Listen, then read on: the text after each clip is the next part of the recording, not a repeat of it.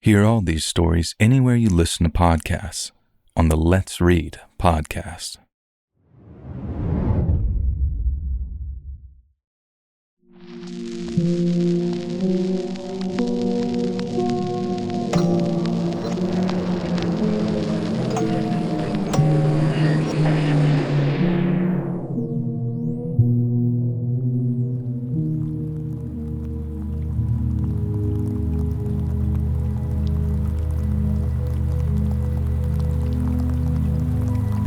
From a very early age, I remember being acutely aware that my dad had a lot of money.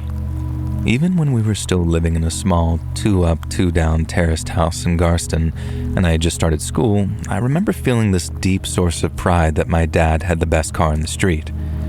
It was the late 70s back then, and the area of Liverpool we lived in was a rough one. There was a lot of crime, a lot of unemployment, and both my parents grew up in conditions so squalid that I had to see them to believe them. But I think that's what made my dad into the man he was. Growing up, his parents didn't have 2 pennies to rub together, so by the time he was a young man, that's all he thought about. Money, money, money. I heard that he was a clever lad growing up. He did well in school and earned great results in his exams, but when it came time to pick a trade and learn a skill, Dad announced that he wanted to go to university instead. To him, getting a business or accountancy degree was the golden ticket to a lifetime of potential good earnings. But after traveling down to London for his School of Economics interview, he came back with a completely different plan. In the late 70s, when Dad started his business, Russia was known as the USSR, and it operated behind what was called the Iron Curtain. And basically this meant that there were strict export controls and massive bureaucratic hurdles on both sides if you wanted to trade with them. The process was even more tiresome if you wanted to import old Russian antiques. But since London was, and still is, home to a very large and very wealthy community of Russian expats, you could make millions selling them artifacts from a homeland they'd never returned to. And so, that's what my dad started doing. Apparently he'd gotten the idea from some old geezer in a London pub, one who'd listened to his story and decided to give him a tip. And at first glance, importing just about anything of value from the old Soviet Union was impossible. But if you had a man on the inside, someone in Russia who could grease the wheels of commerce, as they say, then suddenly piles of paperwork and months of waiting became a handshake and some cash in an envelope. And it was this man on the inside the old geezer was offering to my dad. A few weeks later, Dad's on a boat headed for Murmansk, a big Russian port city near the border with Norway. And it's there that he meets his contact, and it's there that he started his business in earnest, with the purchase of his first ever antique religious icon. It sold for a whopping £3,000, which is about $12,000 in today's money, and then factor in that he bought the icon from his contact for just a few £100, and you start to understand why he made so much money. We moved out of Garston and out to a big fancy house in Halewood when I was still in primary school. That was another source of pride for me and my little brother, and it wasn't too far from our school or friends, so there were no complaints from either of us. But the same could not be said in 1989 when I was 14 years old, and Dad announced that we were moving again. Because that time, we weren't moving to a nice big house down the road. He was moving us up to a tiny rural hamlet named Waterside on the east coast of Scotland, or basically, the middle of effing nowhere. When he first told me, I thought he was taking the piss. His business was in Liverpool, our schools were in Liverpool, and all of our friends were in Liverpool. Everything we knew and loved was there, at home. So what the bloody hell would he want to move up to rural Scotland for? I remember him sitting us down at the kitchen table, my mum, myself, and my little brother, and explaining that he'd finally earned enough money to do what he'd always wanted to do. Move up to Aberdeenshire, the land of his fathers, and live a quiet, simple life as a gentleman farmer. And what followed was like a variation of the 5 stages of grief. After initially refusing to believe it, we were furious and asked Dad things like, "How could you do this to us?" I had my first boyfriend, my little brother had his beloved scout troop, and my mom thought living up in the arse end of nowhere sounded boring beyond belief. We'd put down roots and we didn't want to be uprooted.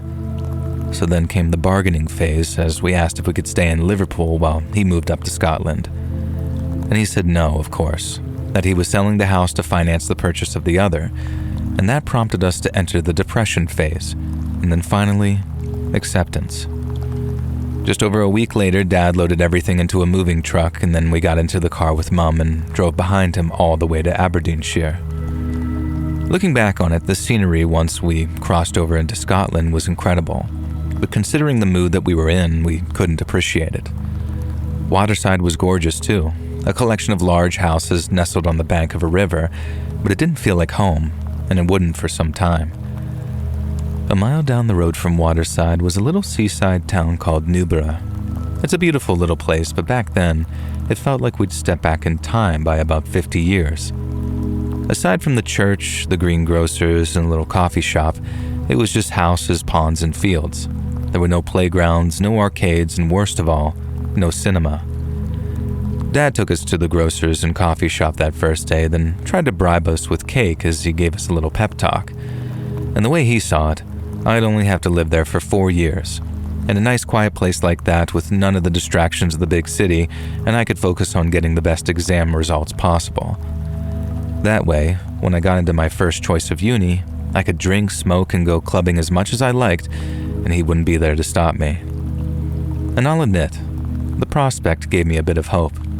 I could keep in touch with my mates on the phone, visit them whenever we drove back to Liverpool to see my gran, and then in 4 years, I could ace my way into Liverpool Uni and be back home where I belonged.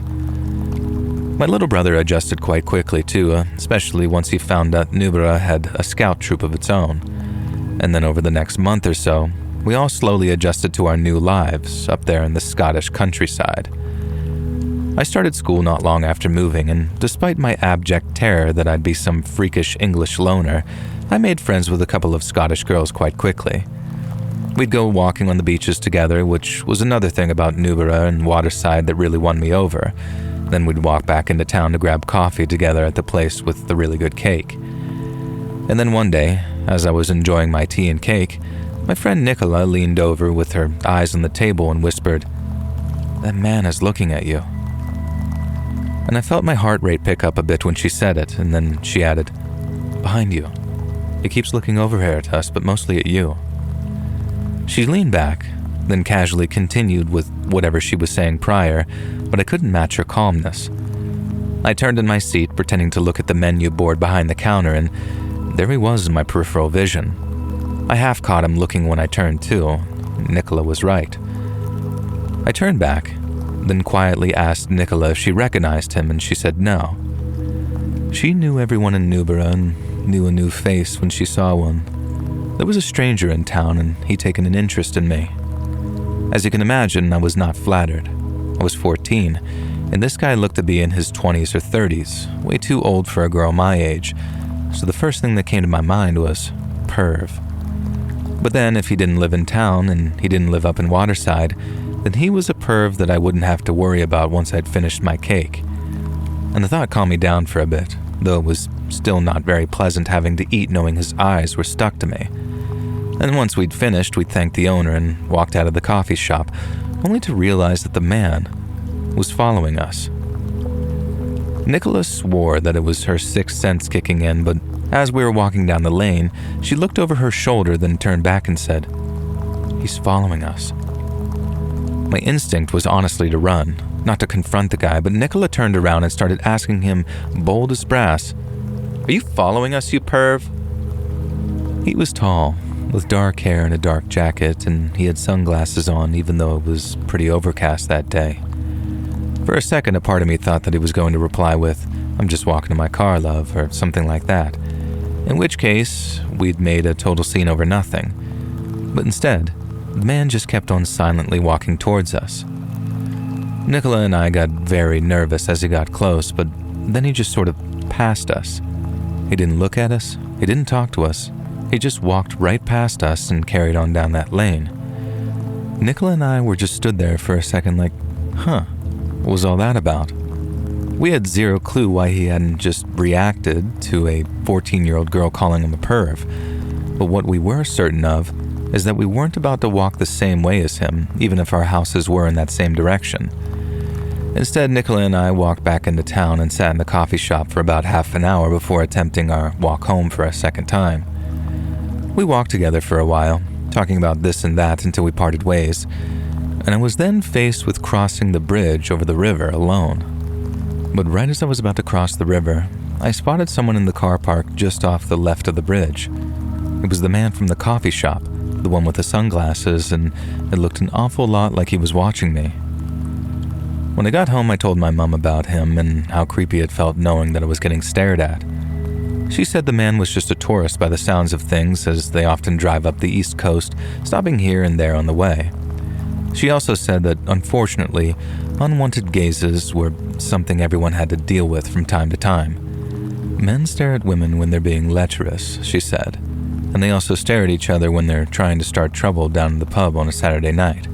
In both cases, the solution were the same.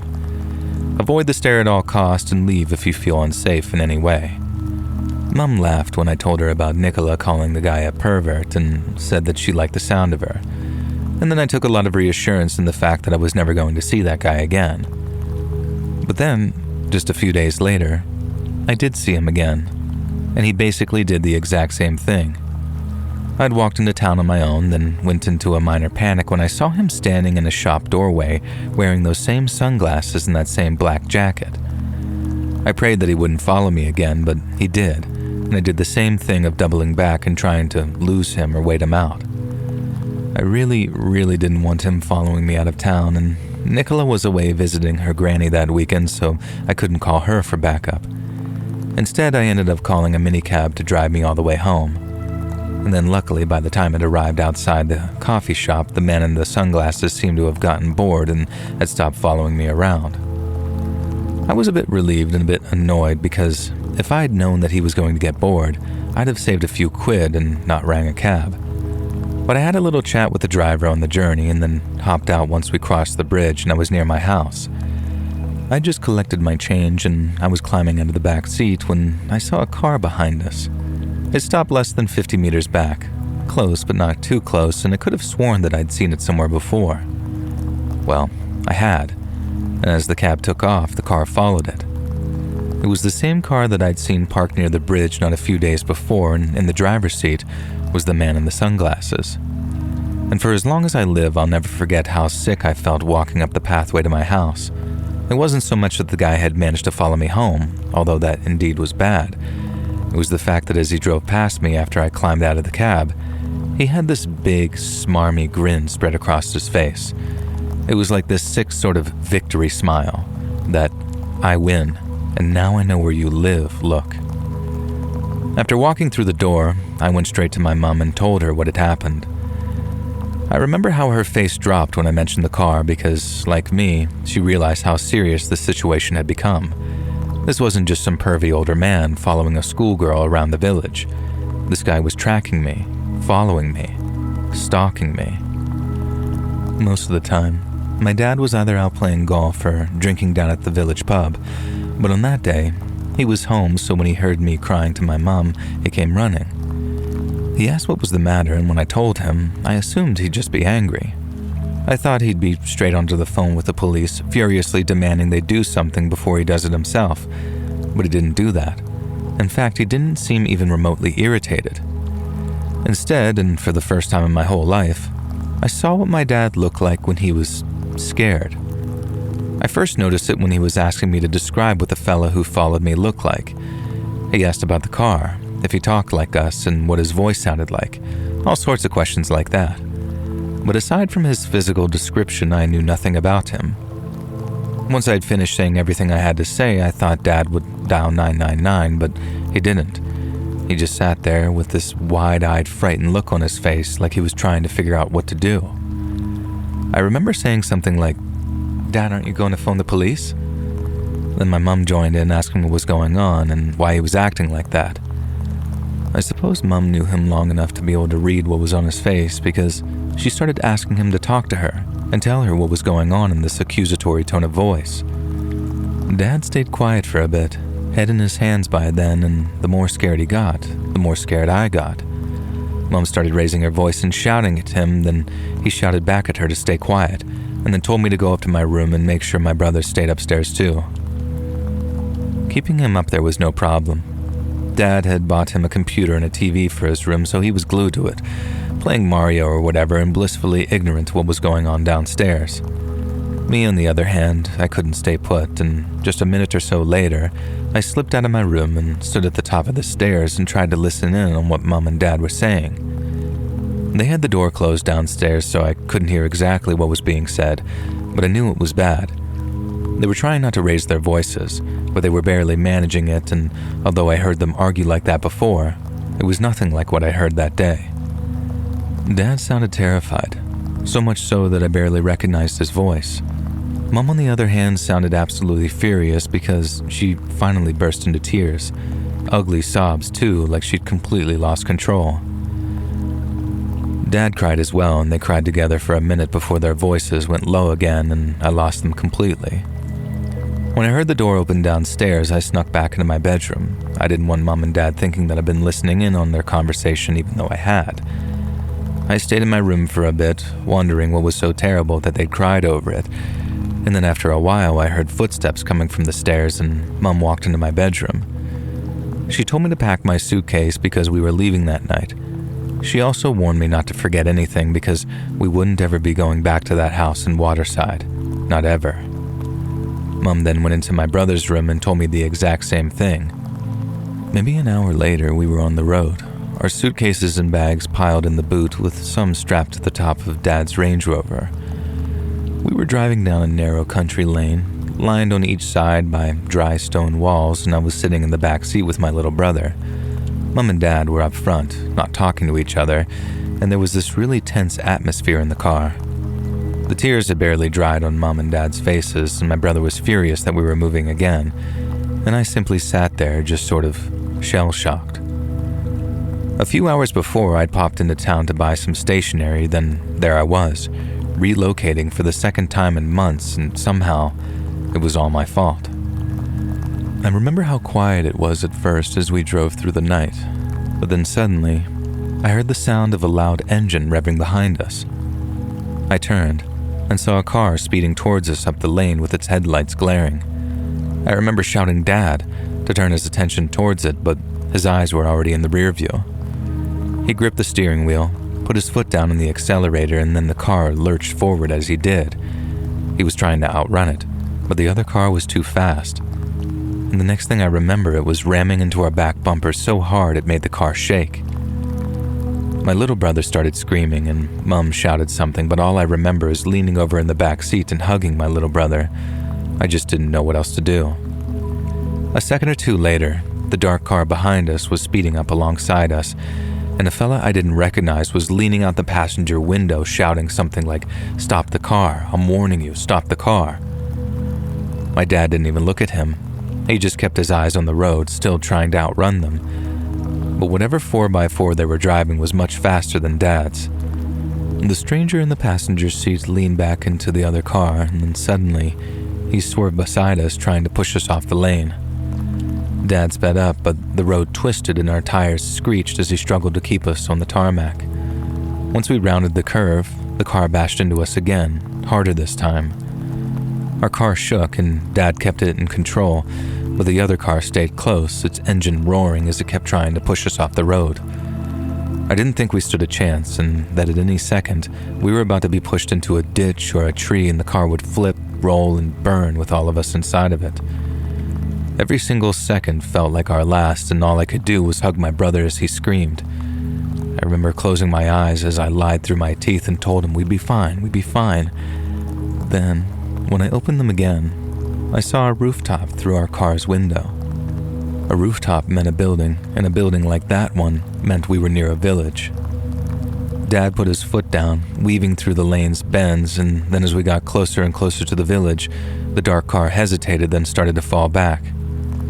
Lights from houses appeared, and I saw a few people walking near the road. The car behind us slowed, its headlights dimming in the distance, and then it turned off onto a side path and vanished. We didn't stop. Dad just slowed down a bit as we reached the village's market street, and then we passed through and kept on going, driving all the way down the east coast until we got to Edinburgh. We checked into a hotel with Mom and Dad in one room and me and my brother in another next to theirs. And then Mom and Dad continued to argue until we fell asleep. I was only 14, so I was still too young for Mom and Dad to fully explain what was going on, but I knew that there was something they weren't telling me, and I knew it was something big. And I didn't find out what that thing was until many years later when Dad ran off with another woman, to Bulgaria of all places, and Mom spilled the beans. Dad hadn't been importing antiques from Russia, or rather, not any real antiques anyways. They were all fakes, all mock-ups commissioned by Russian heroin traffickers, and they were all stuffed with plastic-wrapped packages of the substance. That was how Dad made his money. Actually made his money, I mean. He wasn't an antiques dealer, selling specialist pieces to wealthy Russian expats. He was a heroin trafficker, flooding the streets of Britain with dangerous, dirt-cheap drugs. It was all going really well for a while. He was making millions, but poured loads of it back into the community around him, which is why he was such a popular fella when we were growing up. He did that out of necessity, though. Not the kindness of his heart, because he knew that flashing cash without greasing palms would have some old busybodies snitching on him in no time. We moved out of Garston, spent a few years in that nice big house in Halewood, and all the while, Dad's still raking in millions. He's not working alone, though. He's working with a network of distributors all over the country, and he's making everyone a lot of money in the process. But then one day, after his pile of money had gotten big enough, or he couldn't stomach the risk anymore, he decided he wanted to retire. He talked to his parents, laid out his reasons, and even offered to train up a replacement. But they weren't too excited with the idea of him just walking away. He was making everyone too much money for that, so instead they gave him a counteroffer. Carry on shipping in smack from Soviet Russia and keep everyone's pockets filled, or he and his family would be filling up holes on some isolated piece of farmland somewhere. Dad pretended he got the message and carried on business as usual for a while, and then one day, he just disappeared. The reason he didn't tell any of us about the move to Scotland was because he couldn't risk anyone finding out he was leaving. Then when he disappeared, every one of his former partners up and down the country sent people out looking for him. Professionals too, which was how one found us so fast. Mom had no idea how Dad really made his money, so when he finally told her, she immediately asked for a divorce. And the way she saw it, his line of work had put us in danger since the day he started, and she couldn't reconcile the fact that he'd forced her and the kids to live in that kind of ignorance. We then started the process of moving abroad, and Dad came with us for a little while, but like I said, he ended up doing a second vanishing act. Last we heard, he was living in Sofia with a woman half his age, making the most of the exchange rate on what little money he had left. And I don't hate him, not like my brother does. I just see him as a deeply flawed human being who thought that he was smart enough to game the system. He taught me a lot in life, but that lesson is the primary one. The people who think they're smart enough to do so are actually the ones too stupid or arrogant to realize they can't. Because you can never game the system. The system only ever games you.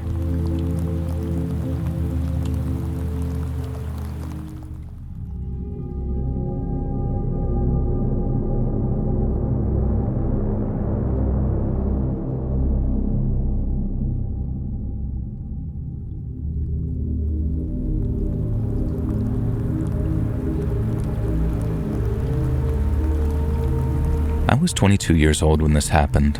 I worked in a grocery store which had been featured in the news, and you could see me in the clip, and it was clear where I worked. I just came back from vacation, and a coworker told me that some guy had been coming around every day for a week asking for me. When I asked who or why they told me, they had no idea, but he was around my age and seemed a little off. A few hours passed by, and my coworker came and told me that the guy was back and again asking for me. We'll just call this guy James. I can't even remember his name anyways. In the back room, we had a computer and you could see all the camera footage from all over the store. I looked and didn't recognize who James was, but decided to go ask what he wanted. And he was clearly drunk and said that he had seen me on TV and wanted to ask me out. I replied, "I'm sorry, but I'm in a relationship," even though I was single. I said that I needed to get back to work, and he asked me if he should come with me. I was confused and said that I am working, and he then left, but I could see him through the cameras outside the store drinking. A few hours had passed, and he was waiting for me outside, so I had to use another exit when I left. The next day I came to work and saw him waiting for me outside the store. He had this huge smile on his face and walked up to me. He was really shy and didn't say a word until I said hey while passing by to get into the store, and he followed me inside and said that he needed to talk. I asked him what's up, and he replies, "How about we go to the movies?" At this point I could tell that he was really creepy, and I replied, "I'm sorry, I have a boyfriend, remember?" As I was walking away, he started following me again and asked if he should come to help me with my work. "No thanks," I replied, once again, and I looked at the camera footage, and yet again he was waiting for me outside. And at this point I started asking my male coworker to escort me safely to the tram every night when my shift ended. I started getting really scared once this had been going on for a while, and he clearly wouldn't leave me alone. I asked my brother if he could drive me to work on his motorcycle and hug me outside my workplace so it looked like he was my boyfriend and James would maybe finally leave me alone.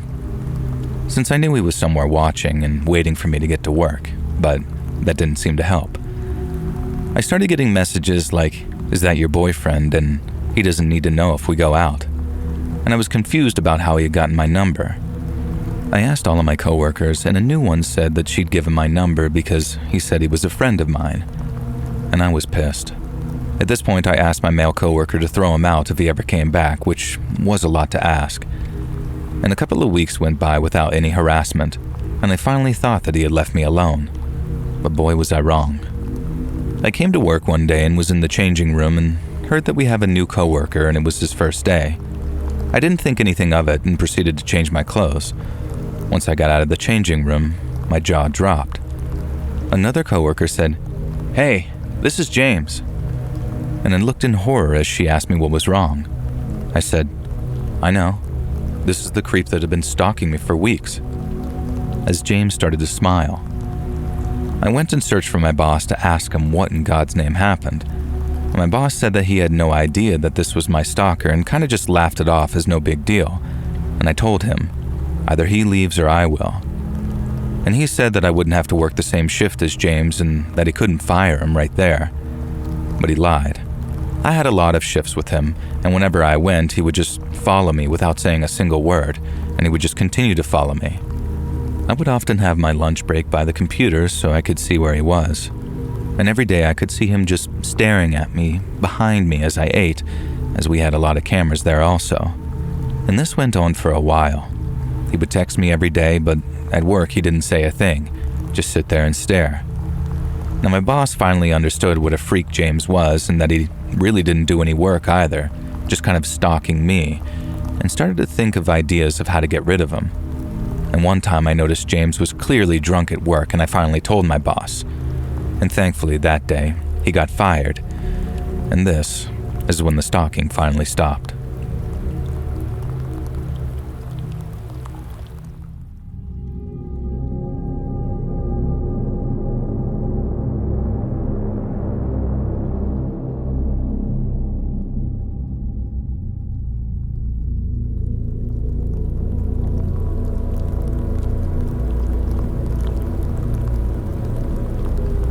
Some conversations in hell feel less like discussions and more like dissections. Cold, clean, bloodless. No fire, no fury, just silent blades carving open the future. This one began with Asmodeus. He was no creature of deference. He didn't kneel, didn't beg. But when he came to Lucifer, it wasn't with pride. It was with hierarchy and necessity. Something had gone wrong. A deviation, a fracture in the clockwork of sulfur. Victoria, a strange daughter of the elder succubus, Mrs. Robinson, was pregnant, and the child wasn't normal. Not human, not angelic, not even something hell had a word for. A hybrid, half incubus, half vampire. It wasn't the mix of bloodlines that disturbed Asmodeus. It was the absence of predictability. The child wasn't bound to anything. No prophecy, no allegiance, just raw, unshaped potential. Left alone, it could become anything. A king, a weapon, and worst of all, a rival. Asmodeus had already decided to invest everything into Talia's unborn son, a pure-born incubus carefully bred to rule. There could be no contests, no second line, only one heir. So he proposed a solution. Not death. It was too messy, too loud. The hybrid would be taken at birth and erased, given to the humans who operated in silence, off the books, beneath the maps, behind layers of redacted history. Black sites, places where screams were data and souls were test subjects. Lucifer didn't object, not because it protected Hell's order or Asmodeus' station, because it offered something better, opportunity. He didn't see a threat. He saw an empty vessel. No ties to heaven, no loyalty to hell. A blank page, and in its hunger for meaning, for power, for love, he would write a new story. He would give it a name, a cause, a target. Not today, not tomorrow. But one day the child would outgrow its chains, and when it did, Lucifer would be waiting, arms open, smile sharp. He didn't fear chaos, he cultivated it. And so, without parchment, without trumpet, without witness, the plan moved forward. Hell held its breath. Asmodeus departed in silence, and Lucifer remained, already imagining the sound the cage would make when it opened, not to punish the child, but to watch what it would become. The summons came days later. Mrs. Robinson and her daughter Talia answered without hesitation. No one declines a call from Lucifer, especially not during sacred times, and this was sacred. Talia stood at the threshold of delivering a true-born incubus, the first since her own father. Before his untimely death, he had been sculpted for succession, molded by centuries of Asmodeus' ambition. Even in hell, succession matters. Retirement may not come with peace or gold watches, but it comes. Eventually, even the oldest devils step aside. Talia's chambers were already draped in blood-red silk, the circle of lust thrumming with anticipation. A celebration loomed, one to rival coronations. This meeting was private. No court, no entourage, just four. Lucifer, Asmodeus, Mrs. Robinson, and Talia. Lucifer didn't bother with ceremony. He gave the plan plainly, like a blade handed hilt first. Victoria's child, the hybrid, would be taken at birth. No trace, no memory, clean, surgical, final. Mrs. Robinson raised a brow. Talia, by contrast, wore her stone expression like a veil, though her mother noticed the flicker of hesitation behind her eyes. "I may be estranged from my daughter, my lord," Mrs. Robinson said, dipping into a shallow bow. "But if you expect me to steal my own grandchild..." Lucifer didn't speak. He didn't need to. The task had already been assigned. To humans. Operatives buried within governments, beneath history. They were watching, waiting, ready. It would be as though the child had never existed. Mrs. Robinson understood. The time for protest had passed. What remained was the price for silence, the reward for obedience. "And for my silence?" she asked. Lucifer smiled. The offer came soft, like sin whispered through silk. "Queen of the Succubi." Not a puppet title, but the crown Lilith abandoned. Recognition, power, legacy, all hers for the price of a child she would never hold. "My lord is generous," she murmured, hunger tucked beneath a polished tongue. Talia stepped forward, unwilling to be eclipsed. She demanded her share. Lucifer obliged. He would name her High Matron of Lust, the destined consort to the future incubus king. Her son would be raised in hell, trained by Asmodeus himself, sculpted into a ruler. Victoria's child would only ever be an obstruction, and now it was being cleared away. Talia didn't hesitate. Her future had been unsure. But now, with the path clear, she could walk it unchallenged. No contracts, no blood seals. In hell, a demon's word is enough. The deal was done. And elsewhere, far from the quiet treachery, Victoria imagined painting a nursery. She dreamed of folded baby clothes, smiled at the thought of her husband holding their child, fantasized of something tender, a life, a home, a family she thought that she could finally have. It was all she ever wanted. She believed her mother might soften, that Talia might be there when the time came, that maybe, just maybe, things would get better. But the ending had already been written, and when her child came, when its first breath split the air, it would not be greeted with joy. Only screams, ones of fear, survival, and desperation. A betrayal dressed in maternal robes. Because in hell, love is never love. It is currency. And betrayal, that's just part of the exchange.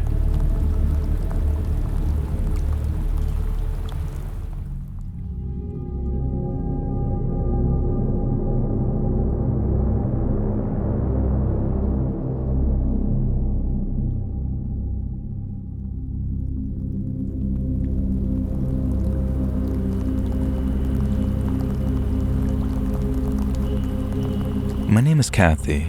I'm from New England, and I have a story from my childhood which you and your viewers might be interested in. Back when I was just 12 years old, so almost 50 years ago now, my God, my family and I moved from Providence, Rhode Island to a little town called East Corinth up in Maine. My dad had been running his construction company since before I was born, and then after it took off, he started to make some real cash, and he bought us a beautiful 3-story home on Main Street. He said he did it so me and my little brother could be raised someplace with small-town values, quote-unquote. But to us, it was like stepping into another world.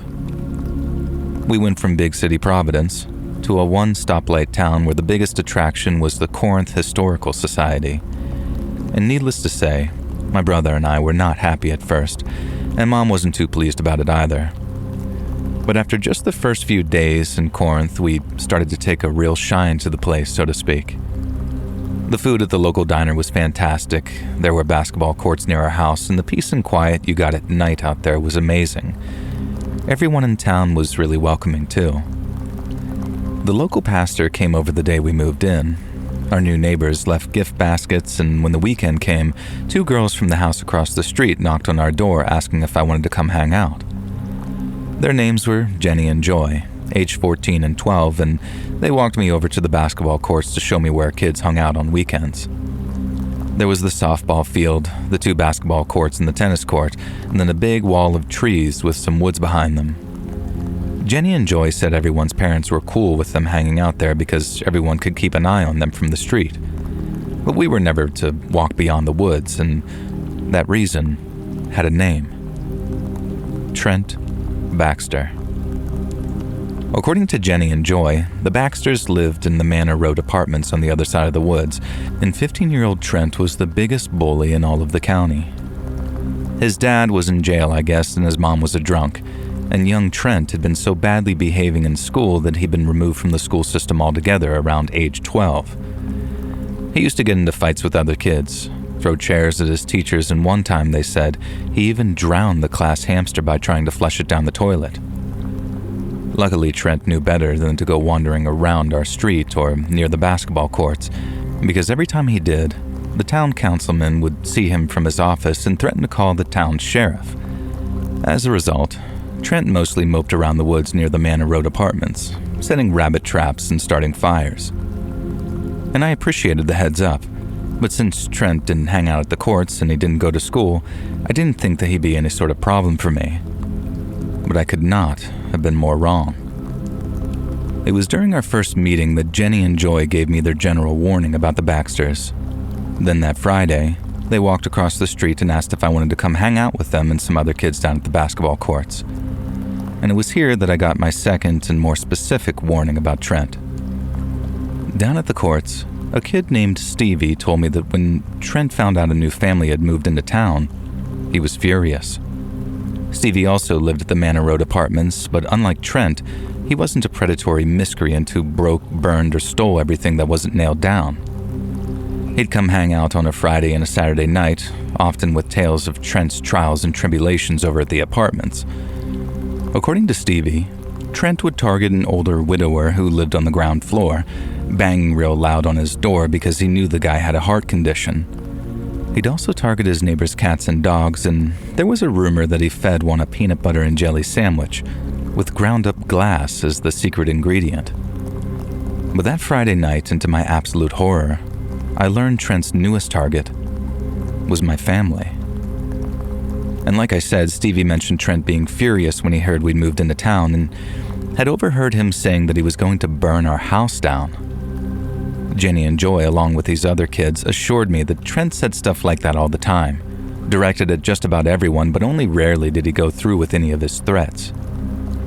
I'd like to be able to say that reassured me, but if Trent really was just all bark and no bite, how had he managed to earn such a bad reputation?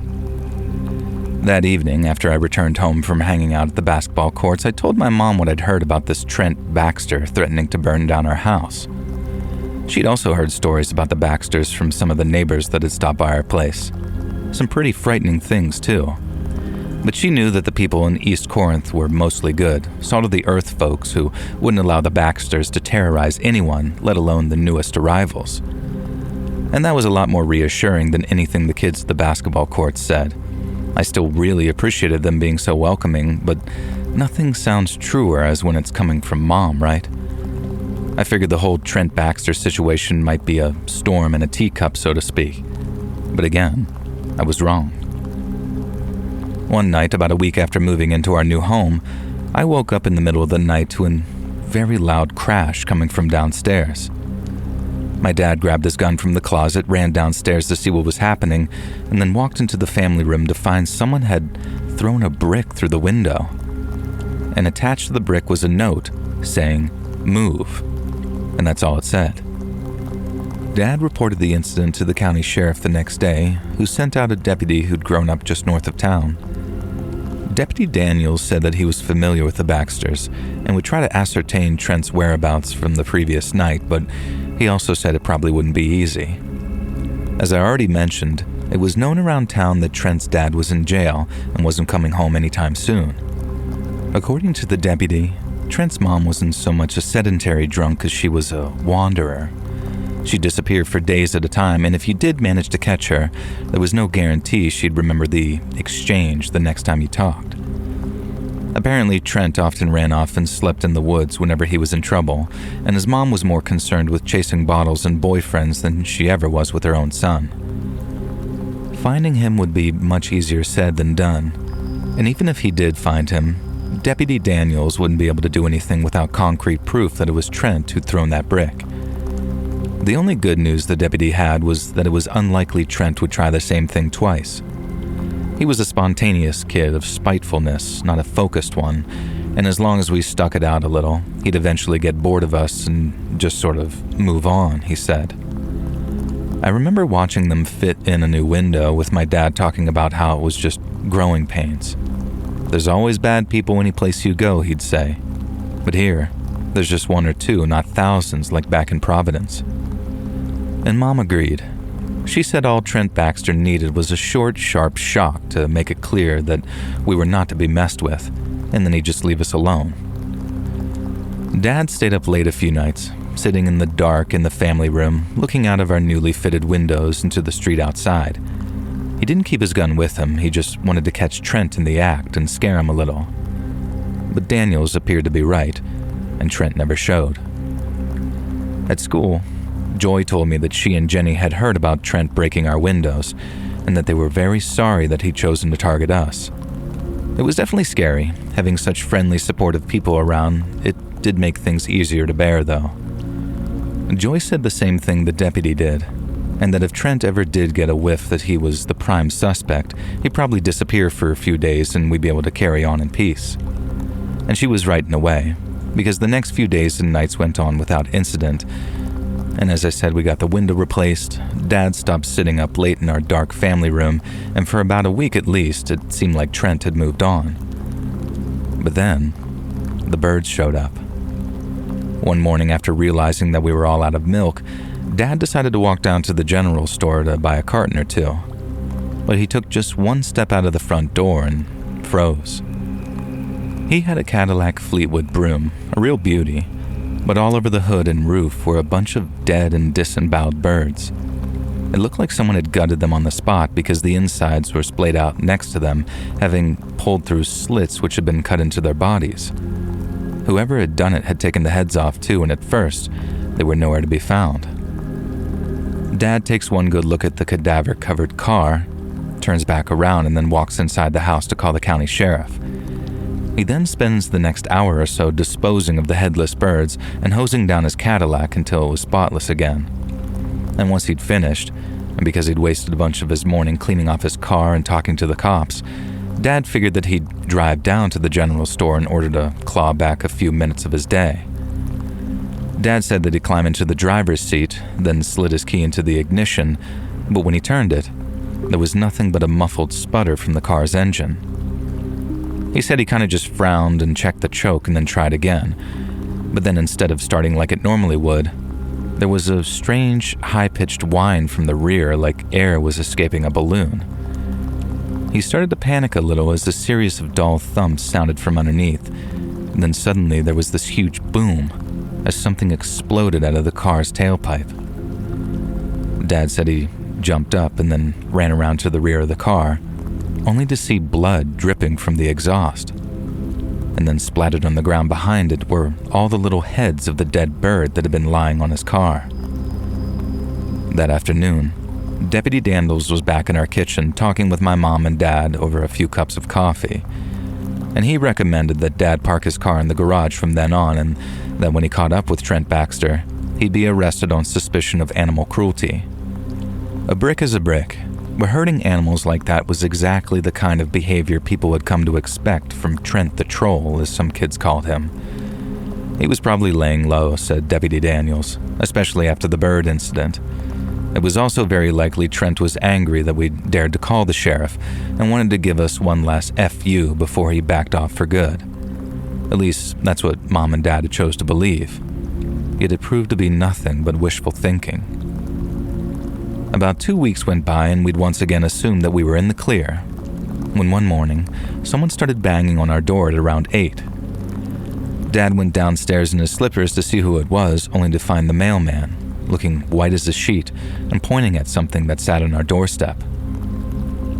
It was a plastic can of gas, along with a box of matches, and the can actually had some gas in it too. It was Trent. He was leaving us a message, and one that clearly said, "Leave, because next time, I might go through with it." The appearance of that can marked the third time that Deputy Daniels came over to our house, but that time, Mom and Dad weren't quite so patient and understanding as before. I distinctly remember my dad telling him to do his damned job, and that if the deputy couldn't find a juvenile delinquent like Trent Baxter, then he was in the wrong line of work. And to his credit, Deputy Daniels took Dad's comments on the chin. He said he understood his frustration, but that it was something that most other folks have felt at some point too. Trent and his family were this dark cloud that hung over the town, and much like all the other dark clouds which pass over the state of Maine, and boy are there many, you learn to live with them. On the bright side, Trent had never burned anything down before, at least nothing as big as a house, but as you can probably guess, that didn't reassure my dad one bit. The deputies and our neighbors could be as supportive as they liked, and it was all much appreciated, but they couldn't keep an eye out for us all the time, and the nights seemed to belong to Trent. By the time the gas and the box of matches showed up on our doorstep and my dad was yelling in Deputy Daniels' face, I was starting to get really, really upset by the whole thing. After about a month of being there, I actually liked living in East Corinth. I liked my new friends. I liked the idea of starting high school there too, so the idea that some fire-obsessed, bird-murdering psycho was about to ruin all of that for us, let's just say it started to weigh on me. Especially the day when I found out Trent wanted to target me, specifically. It was a Friday at lunchtime, and I was getting myself some food in the school cafeteria when Stevie, from over the road, sat next to me in Joy. And right away I could tell that he had something to say, and when he did, I felt my appetite leaving as this feeling of dread crept over me.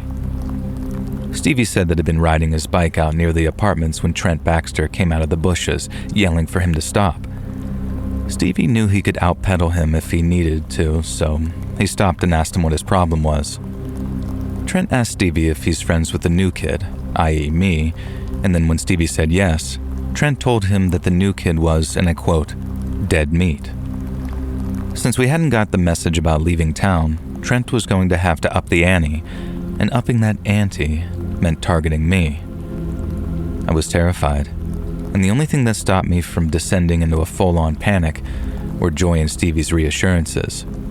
They promised me that if I came to hang out with them that evening after school, they'd do anything and everything to protect me from Trent. Bullies like that were only ever successful if they could isolate someone, when there wasn't that strength in numbers. So if I stuck with them, Trent wouldn't be able to touch me and I'd be fine. What I felt in that cafeteria was one of the most bittersweet moments of my whole life. I don't think that I've ever been so scared of someone before, but I'd also never experienced such kindness and acceptance before either. I was so grateful that I was holding back tears by the time I gave Joy a hug and thanked her for all that she and her sister had done for me, in terms of making me feel welcome, introducing me to my new friend group, and most importantly, protecting me from the town's resident psycho. When I got home from school that afternoon, I told my mom everything Stevie and Joy had said in the cafeteria. She said that I was really lucky to have such nice new friends, but if I saw Trent at any point during that evening, I was to run home immediately so that her and Dad could call the sheriff. She had no doubt that my nice new friends could keep their eyes out for him. She even figured they'd try and defend me if need be. But the bottom line was that at the first sign of trouble, I should just walk or even run away. And that way, I could avoid any trouble before it even started. I remember suggesting that if a deputy or town councilman saw Trent doing something violent, then they could actually do something about him instead of just beating around the bush all the time and letting him run riot. I mean, sure, I might end up with a few bruises and a black eye, but if that's what we needed to get Trent out of the picture, then maybe it was a price worth paying. And Mom gave me a very concrete no to that suggestion and explained that violence in the movies is a hell of a lot different to violence in real life. Only in the movies did people walk away from fights with nothing but a split lip and a good story. In real life, one punch was all it took to put one person in the ground and the other in jail for the rest of their lives. Mom wanted to see this Baxter kid punished just like everyone else in town did, just not at the expense of her only daughter. And late that afternoon, around 5:30, Jenny and Joy stopped by our house, and then we walked down to the basketball courts to hang out again. All of the usual kids were there, either shooting some hoops or riding their bikes around the courts, and although I was kind of tense at first, I soon started to relax as we fell into the usual rhythm of things. Maybe an hour into hanging out, I was really enjoying myself, and I'd also totally forgotten about the whole Trent thing when Stevie comes riding his bike across the fields away from the woods shouting, "Trent's coming, Trent's coming." Everyone kind of flew into a panic for a second because this one older kid, Ryan, started yelling about how he was sick of running and how we should fight back for once instead of just going to get the adults. I didn't like the sound of that, not after what my mom had said about avoiding violence. But most of the other kids, instead of just leaving, latched onto what Ryan said and were basically saying stuff like, "Yeah, let's get him." I couldn't believe what I was seeing. It was like something out of a movie, and beside me, Jenny and Joy were both saying, come on, let's go make sure he leaves you alone." It was odd, but I thought about the smashed window, the birds, and that can of gas, and I got angry. I loved my new home, and I wasn't about to let some scumbag ruin it for me. Ryan and the other kids started storming across the field yelling about how they were going to kick Trent Baxter's ass. It was the bravest thing I'd ever seen, and as I watched, I stood up and then told Jenny and Joy, "All right, let's go." And they were smiling and clapping, and then after following me over to the field, we ran to catch up with the kids ahead of us. When we got to the tree line, we kind of fanned out a little and then started looking all over for this Trent character. We walked deeper and deeper into the woods, and the setting sun in the sky was ahead of us, but since we were together, we weren't very scared. I remember stopping at one point and looking around. If Trent Baxter had been in those woods, he sure as heck wasn't there anymore.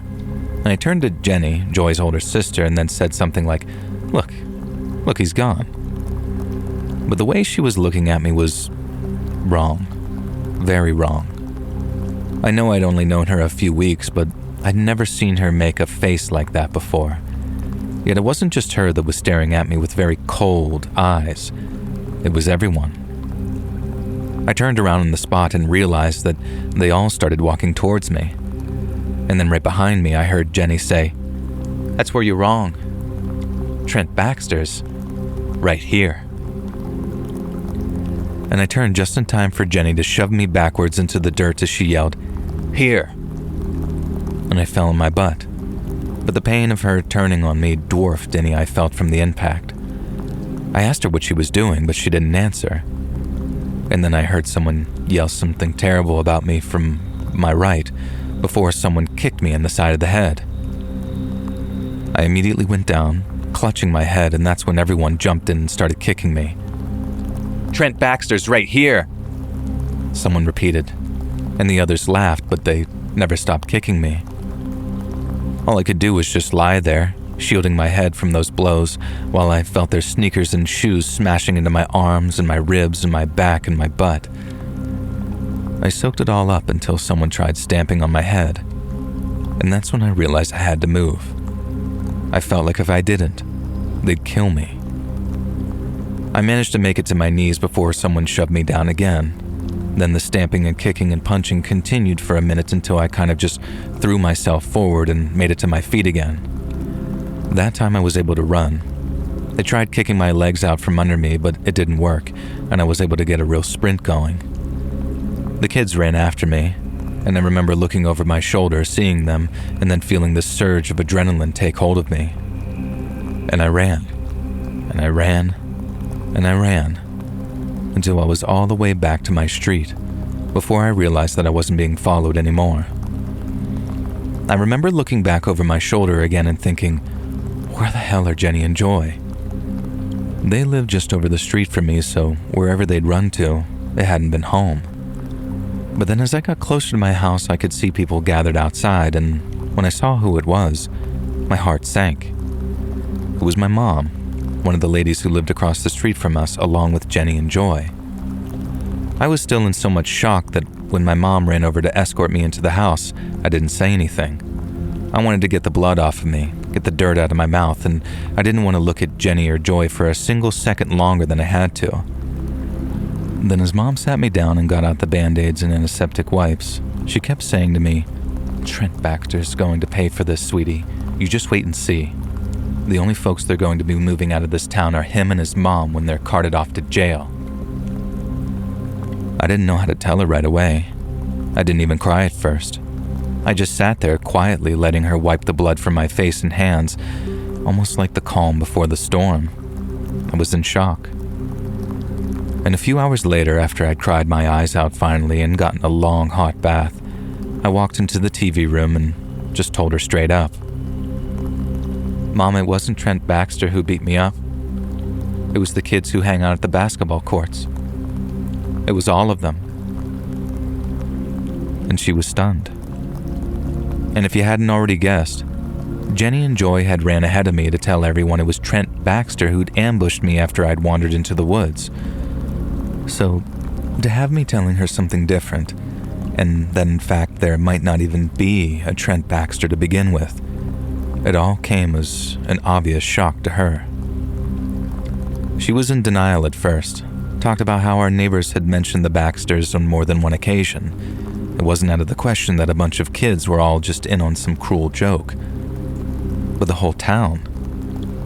It wasn't until Dad called the county sheriff and asked to speak with him directly that he too realized something was going on.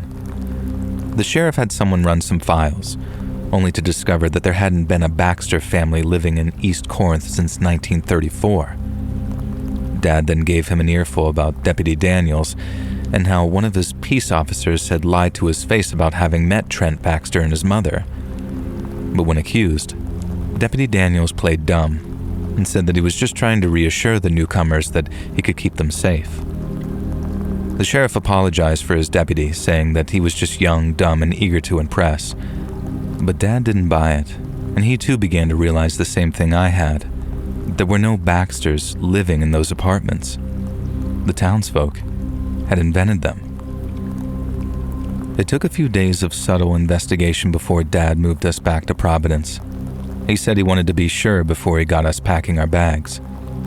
But when he was sure, when he'd driven out to that road to ask around and was certain that the Baxters were some fabrication, we got the hell out of town and never looked back. Dad said he tried talking to the sheriff about it, and that he tried explaining how the people of East Corinth invented the Baxters as a way of terrorizing each other and terrifying outsiders. But the more he talked, the more the sheriff seemed to act like he was crazy. The sheriff said that he'd spoken to the townspeople, to the mayor and to the town councilman, and not a single person had mentioned anything about any Baxter family. It was a damn shame what was happening to that new family, they said, but as much as they wanted to help, there was nothing they could do. Once Dad realized the extent to which the townsfolk were willing to hoodwink us, he decided to quit while he was ahead and just simply get us to safety as soon as possible. And we moved back to Providence, checked into a hotel, and then stayed in an apartment for a while before Dad could find us a more permanent place to live. And we rarely speak of East Corinth, but it was always there. I guess no one wanted to remind each other or remind ourselves that the move had ever happened, but it had, and there was no getting away from it. And every so often I thought about that area and why people acted the way they did. I guess the idea of the Baxter family was something they used to blame all their problems on at first. And then maybe over time, the Baxters became something they'd use to solve their problems, namely the problem of newcomers, and how to keep them out of their town, for good.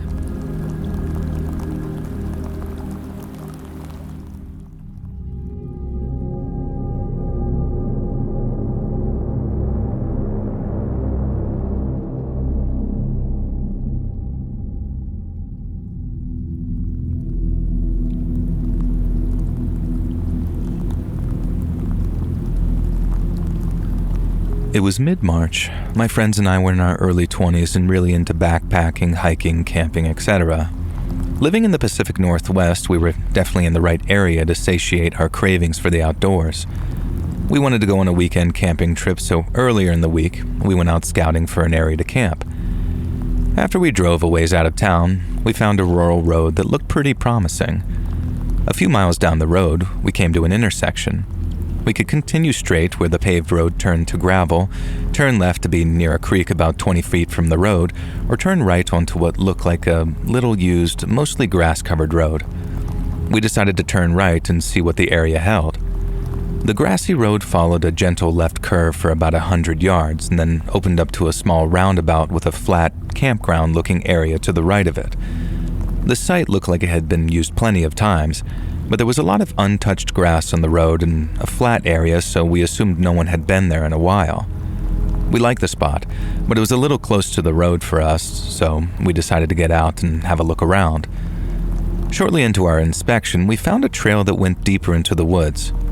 We hiked up it for a quarter mile or so and really liked the way it looked. It was rural enough that we could really feel like we were in the outdoors, and there was no pesky cell reception to distract us from Mother Nature. After deciding this would be our spot for the upcoming weekend, we packed up and headed home. Once we got back to cell service, one of us used Google Maps to make sure our prospective campsite wasn't on anyone's property. To our relief, we were in the clear for several miles around the area. We decided that since we were able to get Friday off work, we would pack up Thursday after getting home and head out that night to squeeze the most out of our trip. Fast forward to Thursday night. All of our gear was packed, and we had all the food, water, and illicit substances we would need for 3 days of unwinding in the woods. As we pulled up the familiar grassy road and came around the bend, we saw the reflection of our headlights glaring back at us from the darkness, like the eyes of a large demon, angry that we'd intruded on its slumber. It was the taillights of a parked car. Our hearts collectively dropped as we slowed to a stop and decided what to do. We could hear a dog barking and saw a tent set up near the car, so we decided to turn tail and head home in defeat. After regrouping at home, we decided that if we tried again the following night, it would be enough time that hopefully whoever was there would have packed up and left. Fast forward to Friday night, we pulled up and the car was still there, along with the tent and the barking dog. Big letdown for sure, but after a brief talk amongst ourselves, we decided to risk it and stay. We parked on the roundabout about 50 feet away from the car and tent and hiked up the trail so we could be away from whoever was already there. We got out and the dog's barking reached a feral crescendo. Based on the fact that it hadn't already come over and started mauling us, we assumed it was leashed up or something. We quickly put on our packs and hiked up the trail in the dark with our flashlights on.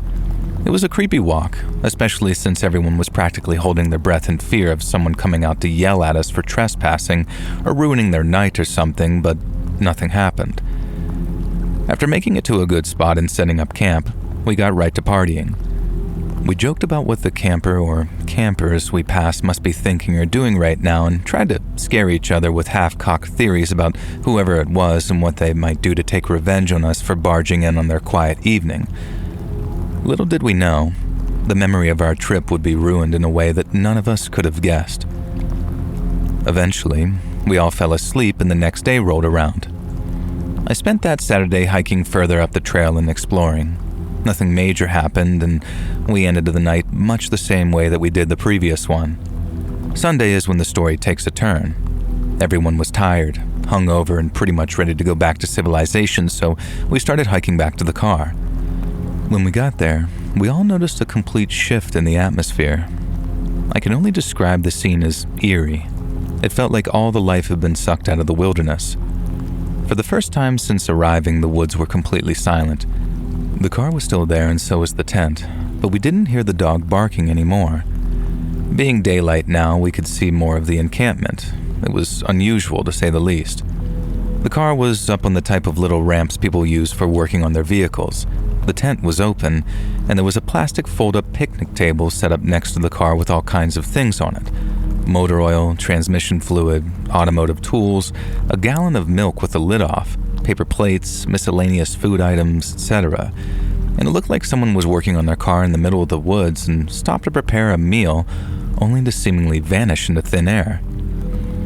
Curiosity took over better judgment, and we decided to have a look. Walking cautiously through the campsite, we looked for any clues about why the person or people could have left in such a hurry. And my mind immediately went to the missing 411 cases. One of my friends pointed out that the windows of the vehicle were heavily fogged up, so we tried our best to peer inside. The windows were also pretty heavily tinted, so looking through them proved difficult, but the fog hadn't quite reached the edges of the glass. This made it possible to just barely see the silhouette of a large dog in the back seat. It sat there upright and panting hard, but not moving or making any other noise. And my heart sank. It was Sunday morning, and for all I knew, that dog had been trapped in this car since Thursday night when we first arrived. I assumed that's why it wasn't barking anymore. It probably didn't even have the energy and was likely badly dehydrated.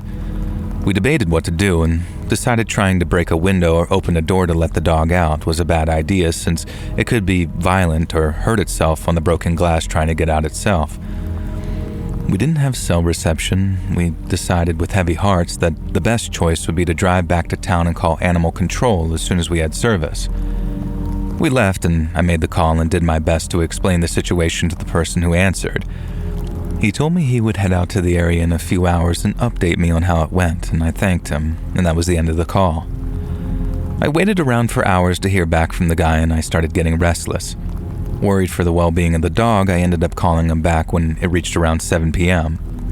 He said he tried to follow my instructions, but to my dismay, he mistakenly continued straight down the gravel road for several miles rather than turning right onto the grassy road. He had actually just gotten back to cell phone service when I called. He told me that he would head back there the next day and try again, as it was getting late and he had other calls that he had to get to. And I was distraught. I started debating heading out there myself to let the dog out of that vehicle, but ultimately decided it would be best to let the professionals handle it. I had no idea how good that decision was at the time. The next day I heard nothing back from the animal control guy despite several calls from me, and by about 7 p.m. I was really frustrated, desperately hoping for the best, but ultimately fearing the worst. That's when one of my friends, who had been silently browsing her phone for a while, suddenly gasped. When we asked what was wrong, she started reading aloud from her phone, and it was a news story from a city about 4 hours away from ours. To this day, I have no idea how or why they were able to report this news so quickly, and the story roughly went as follows. On Redacted Road, the same one we went down to camp, in the town of Redacted, animal control was called about a dog trapped in the vehicle for several days. When they arrived on the scene, they tried the door of the vehicle, which was locked. The animal control employee called the local deputies, and a state patrol officer who was in the area showed up to assist. Upon shining his flashlight through the tinted window of the vehicle, the state patrol officer was able to identify the body of a woman in the back seat, accompanied by the dog in question. When the local deputies arrived, they were able to open the vehicle and help animal control capture the dog, a pit bull who was very aggressive upon the door being opened. The woman, identified as Redacted, was deceased. Cause of death at this time is unknown. We all sat in silence for about, I kid you not, maybe 10 seconds, and then my phone rang, showing a private number. I answered, and a female voice said, "Hello, this is Detective Redacted. Is this Mr. Redacted?" To which I answered by saying, "Yes, may I ask what this is about?" Or something along those lines, and she asked if I was the person who called in the dog trapped in the car, and I told her that I was. She asked me to explain what had happened, and I told her everything from the Thursday night we went up there until our present phone call, minus the bit about us just having to read the news story.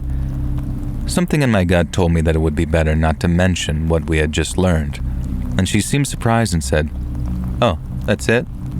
To which I replied, yes, that was all.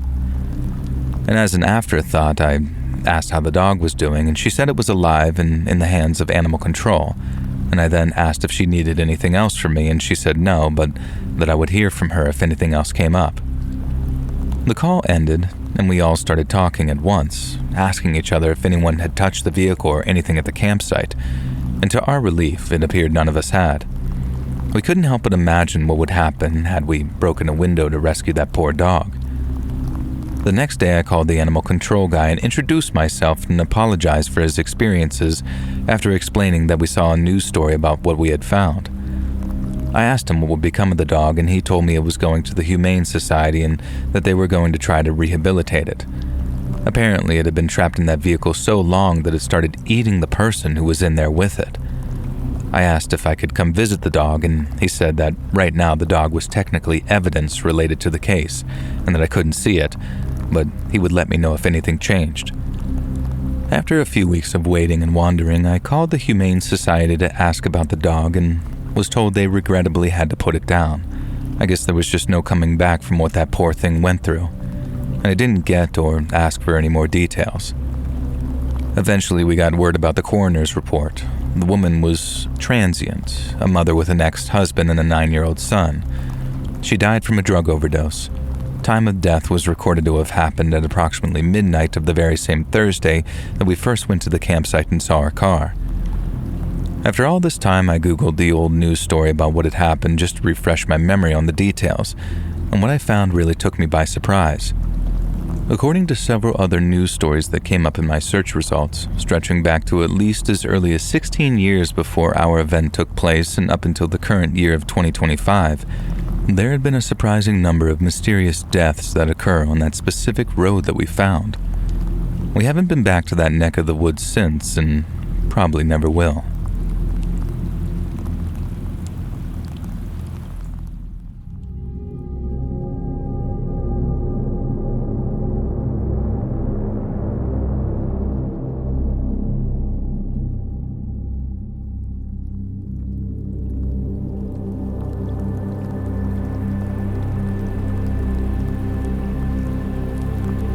This happened about a year or so ago, but I just read something fairly familiar and it reminds me of how it still gives me the chills. I have 3 kids who are around 9, 7, and 2 at the time, and also living with my husband. We live fairly rural in the UK, just on the outside of a small village. Every night I always check the door is locked and sometimes even the chain put across as well. This night, I was woken up very abruptly by a harsh banging on the front door. At first I thought that it was just someone drunk, thinking it was their house, but then they started trying to turn the handle. My husband wasn't near the door and I stood on the stairs with my phone in case I needed to call someone. My husband told the man he had kids in the house who were sleeping and to go away right now. The man started rambling and slightly slurring his speech. It wasn't extreme slurring, but his voice wasn't quite right. It seemed clear that he was either on something or mentally unwell. He kept asking for a certain woman by name, and my husband told him that there was no one by that name here and to go away. And the man kept insisting that we were hiding her and said he was coming in. During this time, there were a lot of strange sounds coming from behind the door. Thumping, scratching, and another sound that I couldn't quite place. My husband then told him that I had called the police. He gave a few more frantic thumps and then, I assume, left because we heard nothing else. We didn't hear anything like him attempting this with the neighbors either. And for a few hours I waited in case he came back. I had a tennis racket that I would have used if I had to, and luckily it didn't come to that. In the morning, since it was a weekend, I decided to go check outside, and honestly, I felt a little ill. There was a massive dent in the door, which I thought surely couldn't have been caused by a fist alone. Then, on the door and the panels near it, were fingernail marks and blood. It was enough that it needed to be washed off. Between the door and where the bins are, there was a smashed ashtray, also with blood on it in lots of pieces. One of the outdoor plants had been tipped over with the plant and soil all over the ground. My best guess is he tried to smash the door with the ashtray and cut himself, but that's just speculation. And my blood ran cold thinking about how clearly aggressive this man was, and we have absolutely no reason to be targeted. We told our neighbors, who were absolutely horrified, and they said they thought they heard something but just assumed it was a drunk. When we mentioned the woman's name, the neighbor says, "Oh God, said her name. She used to live where you do, a few doors down." She used to be into drugs and had a few shady people around, and the neighbor reckons maybe one of her old drug-using companions was searching for her. And even now, there have been a few incidents at her house where the police have been called, but I'm not sure what for.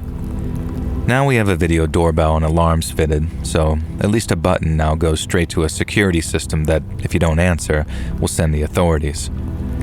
It didn't end in danger, but it so easily could have, and that's what's scary as hell.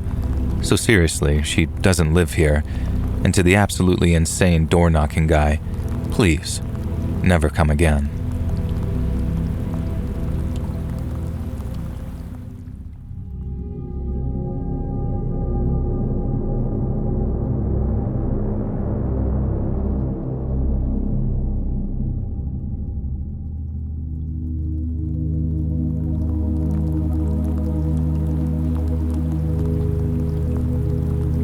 This begins when I was 15. I'm 18 now, and just for some background, I work in a 5-star Michelin restaurant as a waitress in a sweet little area. And we usually don't get anyone with bad intentions, usually just snobs. On Easter Sunday of 2022, one of the busiest days of the year, a man who will be known as the Easter Man came looking for a table for one. He was in a 3-piece suit, carrying a carton of chicken eggs.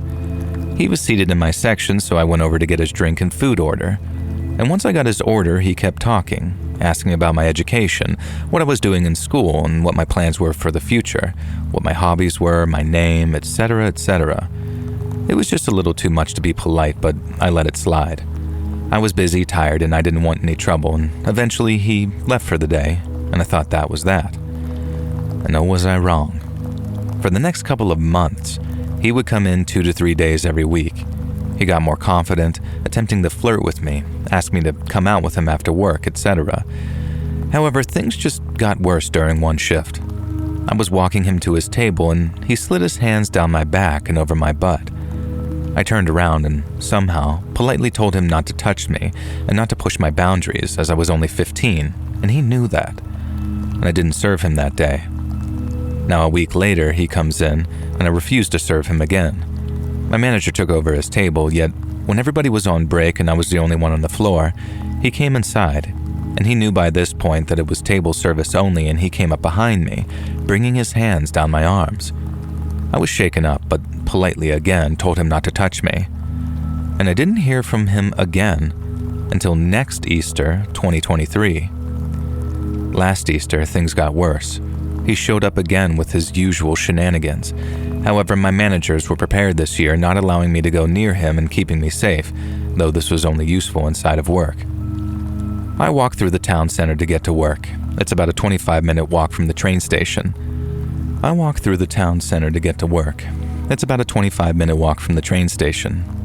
As I was walking to work one day, he saw me from his car and followed me into work, and I immediately told my managers, who again told me to stay away from him.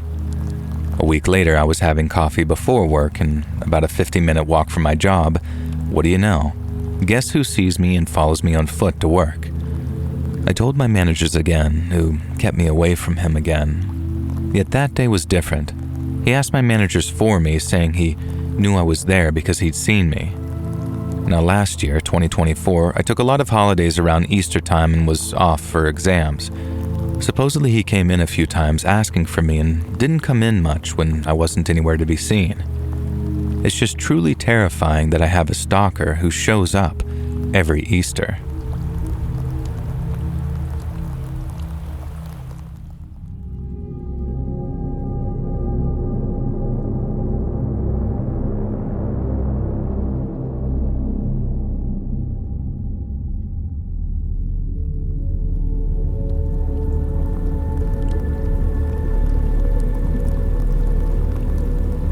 This is a completely true story, and it happened just an hour ago, and I wanted to talk about it somewhere.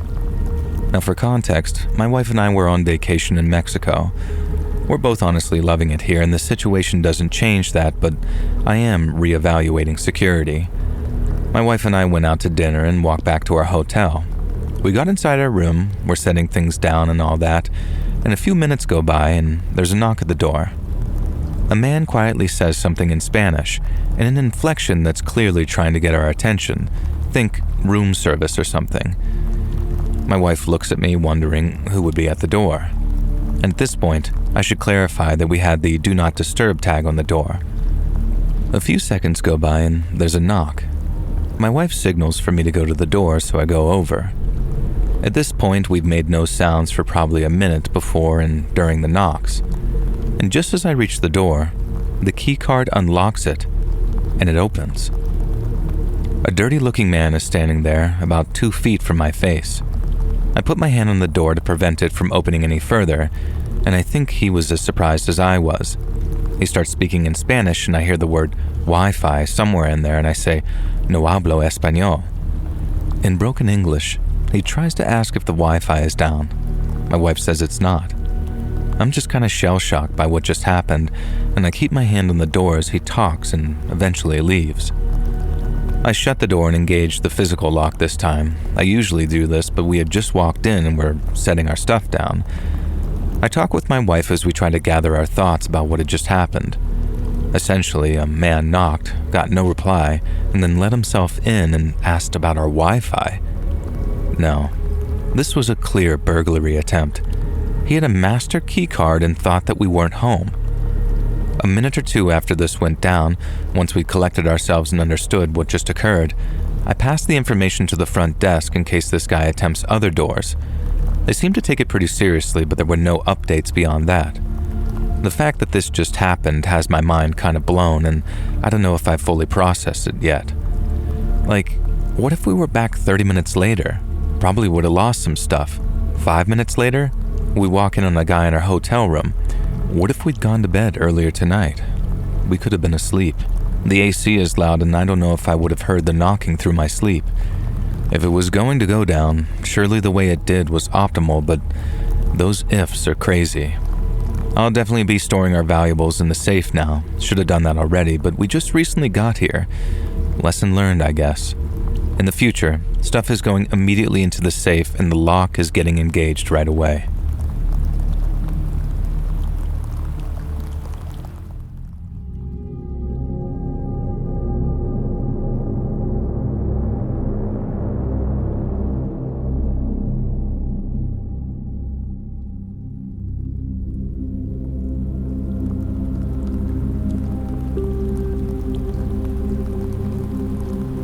This happened a few years ago and I never told anyone about it. I don't know why I'm posting it here now, but it's been on my mind again and I just need to get it out. At the time, I lived pretty far out in the country, just me and my dog, no close neighbors, and it was usually really quiet, and I liked it that way. One night, I woke up in the middle of the night to the motion sensor light going off outside. At first, I thought it was just an animal, maybe a deer or something, but when I looked out the window, I saw a man standing at the end of my driveway. He wasn't moving, just standing there facing my home. I don't know why, but I froze. I just stood there staring at him and he didn't move at all. The lights went off after a while and everything went back to dark and quiet, and I didn't sleep much after that. The next night, it happened again. The light came on and there he was. Same spot, same stillness, just standing there staring at my home. By this point, I was starting to get really freaked out, so I called the sheriff's department and they sent someone to check it out, but by the time they got there, this guy was already gone. The deputy told me that it was probably just some drunk guy or someone passing through and that I shouldn't worry unless he started coming closer. But that didn't make me feel any better, but I tried to move on. This went on for about a week. Every night, like clockwork, I'd wake up and see him standing there at the end of the driveway. And it was always the same. He never moved, never said anything, just stood there staring at my house. And it got to the point where I started closing the blinds at night, but I still felt like I could feel him out there. And then, just like that, it stopped. I never saw him again after that week. With no explanation, no reason, it just ended. I've never told anyone about this before. It's probably not that big a deal, but it's something that's obviously stuck with me. I guess I just needed to write it down.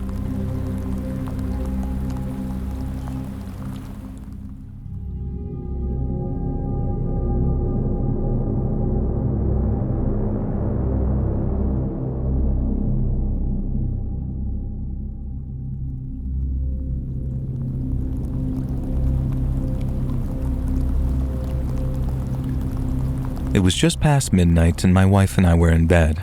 She was asleep and I was watching TV trying to fall asleep. All of a sudden, I heard a loud thud at the back door. Our master bedroom is at the front of the house.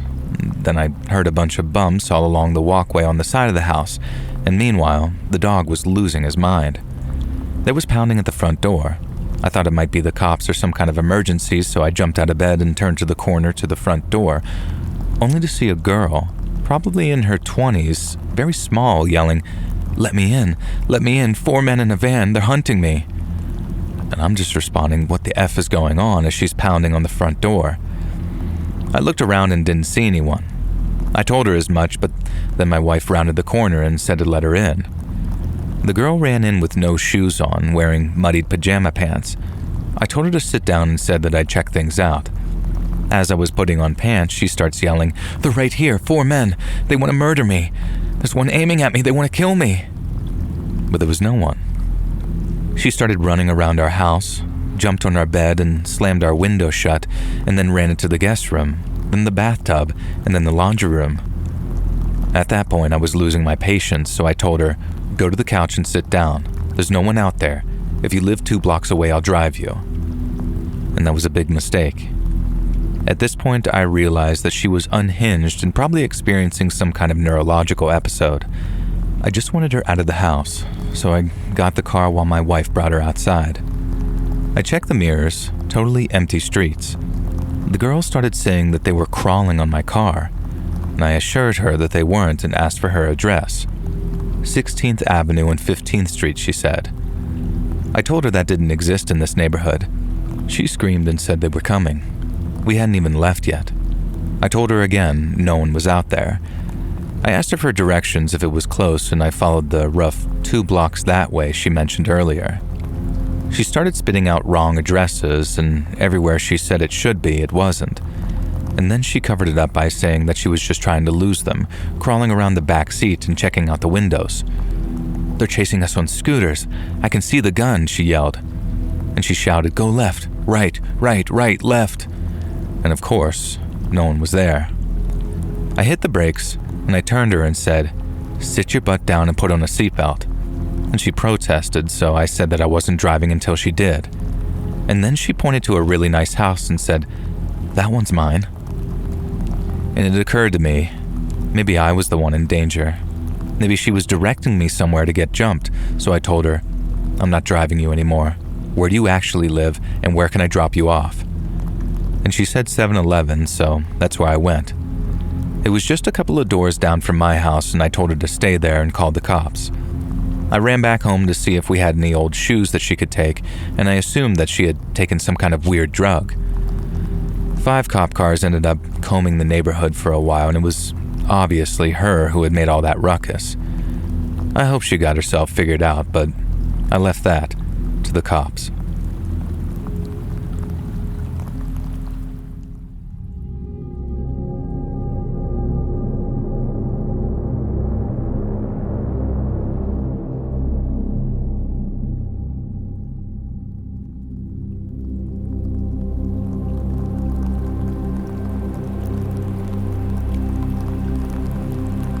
So this happened last night. Around 3 a.m., my brother and I were woken up by loud banging and crying at our front door. We live in a rough neighborhood, so naturally my brother grabbed a shotgun, cocked it loudly, and started yelling, "It's 3 a.m., go away," through the door. We were both tired as hell and freaked out. We'd recently had a girl from the neighborhood break into my car, so we assumed it might actually be her. I looked through the front door's window. We've got a one-way film on it, and didn't see anyone else around. I crouched near the door and listened. It sounded like a young kid, completely hysterical, begging us to help her call her mom. I told her I was calling 911 and that help was on the way. My brother, in full adrenaline mode, opened the door, still holding his shotgun, and started yelling at her to calm down. I didn't agree with his approach, but in all fairness, she had woken up about half the blocks with her screaming while she pressed up against our door. After he opened the door, I got to see her. Honestly, I was kind of hoping it was a homeless person from our area or even someone looking to do some weird stuff to us. But it was a kid. And the look in her eyes while she was kneeling at our doorstep made my heart drop.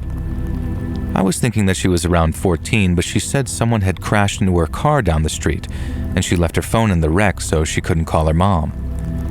Things weren't really adding up as I asked her a few more questions. She kept begging me to go down the street with her, but I told her no way. We're waiting for the cops. About 10 minutes later, 3 tow trucks drove by heading toward where we told 911 the crash happened, so I felt safe enough to walk with her down the street. On the way, she kept asking to hold my hand, and I'm just thinking, you look like a teenager, you're barely dressed, and I'm a grown man walking through a neighborhood you just woke up. Not a good look. And I awkwardly asked how old she was. She said 18 and grabbed my hand anyway. I felt very uncomfortable, but her emotions were definitely outweighing mine at that time. And halfway there, the cops showed up. I flagged them down and explained the situation. Meanwhile, she kept telling the officers over and over that I have really bad ADHD and anxiety, while handing me her eyelashes. A full set of false lashes. I really didn't want to touch them, but I took them just to help her feel a little safer or whatever. And one of the cops pulled her aside, and the others started casually asking me a few questions. He told me they got another call about 30 minutes earlier that a teenager had been running across someone's lawn barefoot, which, when I looked over, realized that she had been barefoot the whole time. Then I saw them cuff her. I think they suspected she was on something, which I myself thought as well. As we were wrapping up, the officers saw me still holding the eyelashes and goes, "What are you gonna do with those, bro?" And I just told him I'll sleep on it. I just want to go back to bed. I headed home and started talking to one of the neighbors about it, and he assumed it was her parents' house or something, so he didn't want to get involved in domestic drama. Makes sense, and I just assumed that's why no one else got involved. I couldn't really go back to sleep because I was shaken up and pretty annoyed about her, and I imagined it was a traumatic experience for her. I don't know if this was a justified reaction for her situation, or if she really was on drugs or mentally ill, but I would definitely be praying for her and her family.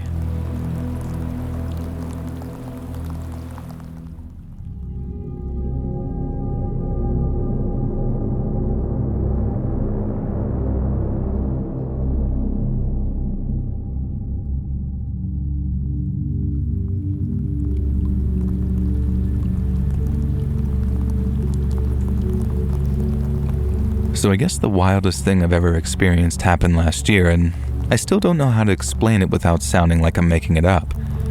You see, it started with these little things going missing. I live alone in a pretty quiet neighborhood, so I figured that I was just being forgetful. A protein bar here, a sock there, whatever. And then my TV would be on a different input than I left it.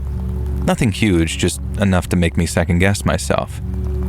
The weirdest part, I'd hear these faint bumps in the ceiling sometimes, and I'd chalk it up to raccoons or something. My house is old, stuff creaks, but then one night, I came home late from work and I could swear that I saw a shadow move past the vent opening in the hallway ceiling. I told myself I was tired, imagination, but I couldn't shake that feeling. So I set up one of those cheap motion sensor cameras that I bought off Amazon, pointed it straight at the attic access panel in the hallway. 2 nights later, I get a notification at 2:17 a.m. Motion detected. I opened the clip and my stomach dropped. There was a person climbing down from the attic, like full-on quietly stepping down the ladder, looking around and heading into my kitchen. I froze. I was in the house at the time that clip was taken. I called the cops immediately, locked myself in my room with a bat, freaking out while they did a full sweep. They found no one at first, but when they checked the attic, there was a little setup up there. A sleeping bag, some snacks, a small camping stove, empty water bottles. Someone had clearly been living up there. The person was my neighbor's grown son, who apparently had some drug issues and got kicked out a while back. He broke in when I was on vacation a few months earlier and just never left. He'd sneak down at night to grab some food or watch TV. He got arrested, and I moved out 3 weeks later. I still have trouble sleeping in total silence because now every creak makes me think someone's crawling around above me.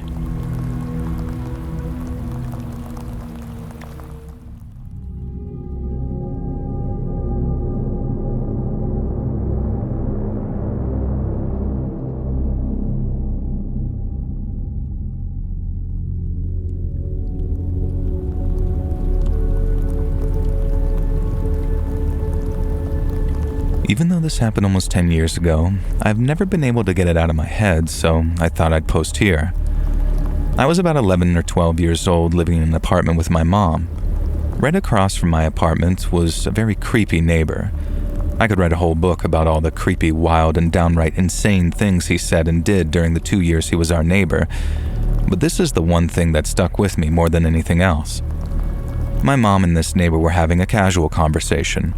Her goal was to try to find some common ground with him and clear up any misunderstandings or miscommunications that may have led to him disliking us so much. He had a pretty blatant feeling of disdain towards us, I guess. But evidently, something went wrong during the conversation because my mom suddenly came stomping into our apartment, loudly shutting the door and locking it. She was visibly upset and shaken, so I asked her what was wrong. Her voice was trembling, and she said the neighbor had said this, completely unprompted. "You know, if I were you, I'd keep your daughter away from guys like me." Now, while I'll never know exactly what he meant by that, my mind definitely had plenty of ideas as to what that meant. At the very least, it felt like a thinly veiled threat, and the worst part was that I was often home alone, since I did online school when my mom was at work. And from that point on, I never felt safe being home alone. My imagination ran wild thinking about what he might end up doing to me while I was home alone.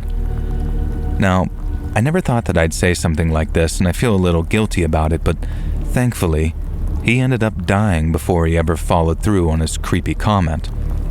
Now also, before anyone asked, my mom only told me what he said because she wanted to warn me to stay away from him and to never, ever leave the door unlocked.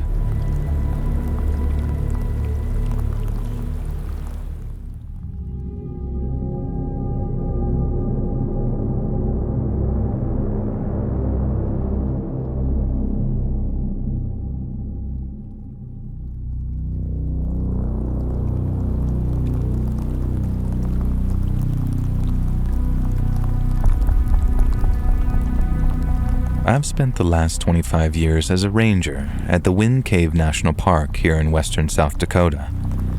Teddy Roosevelt established the place back in the early 1900s, and it's one of the first 6 national parks ever founded.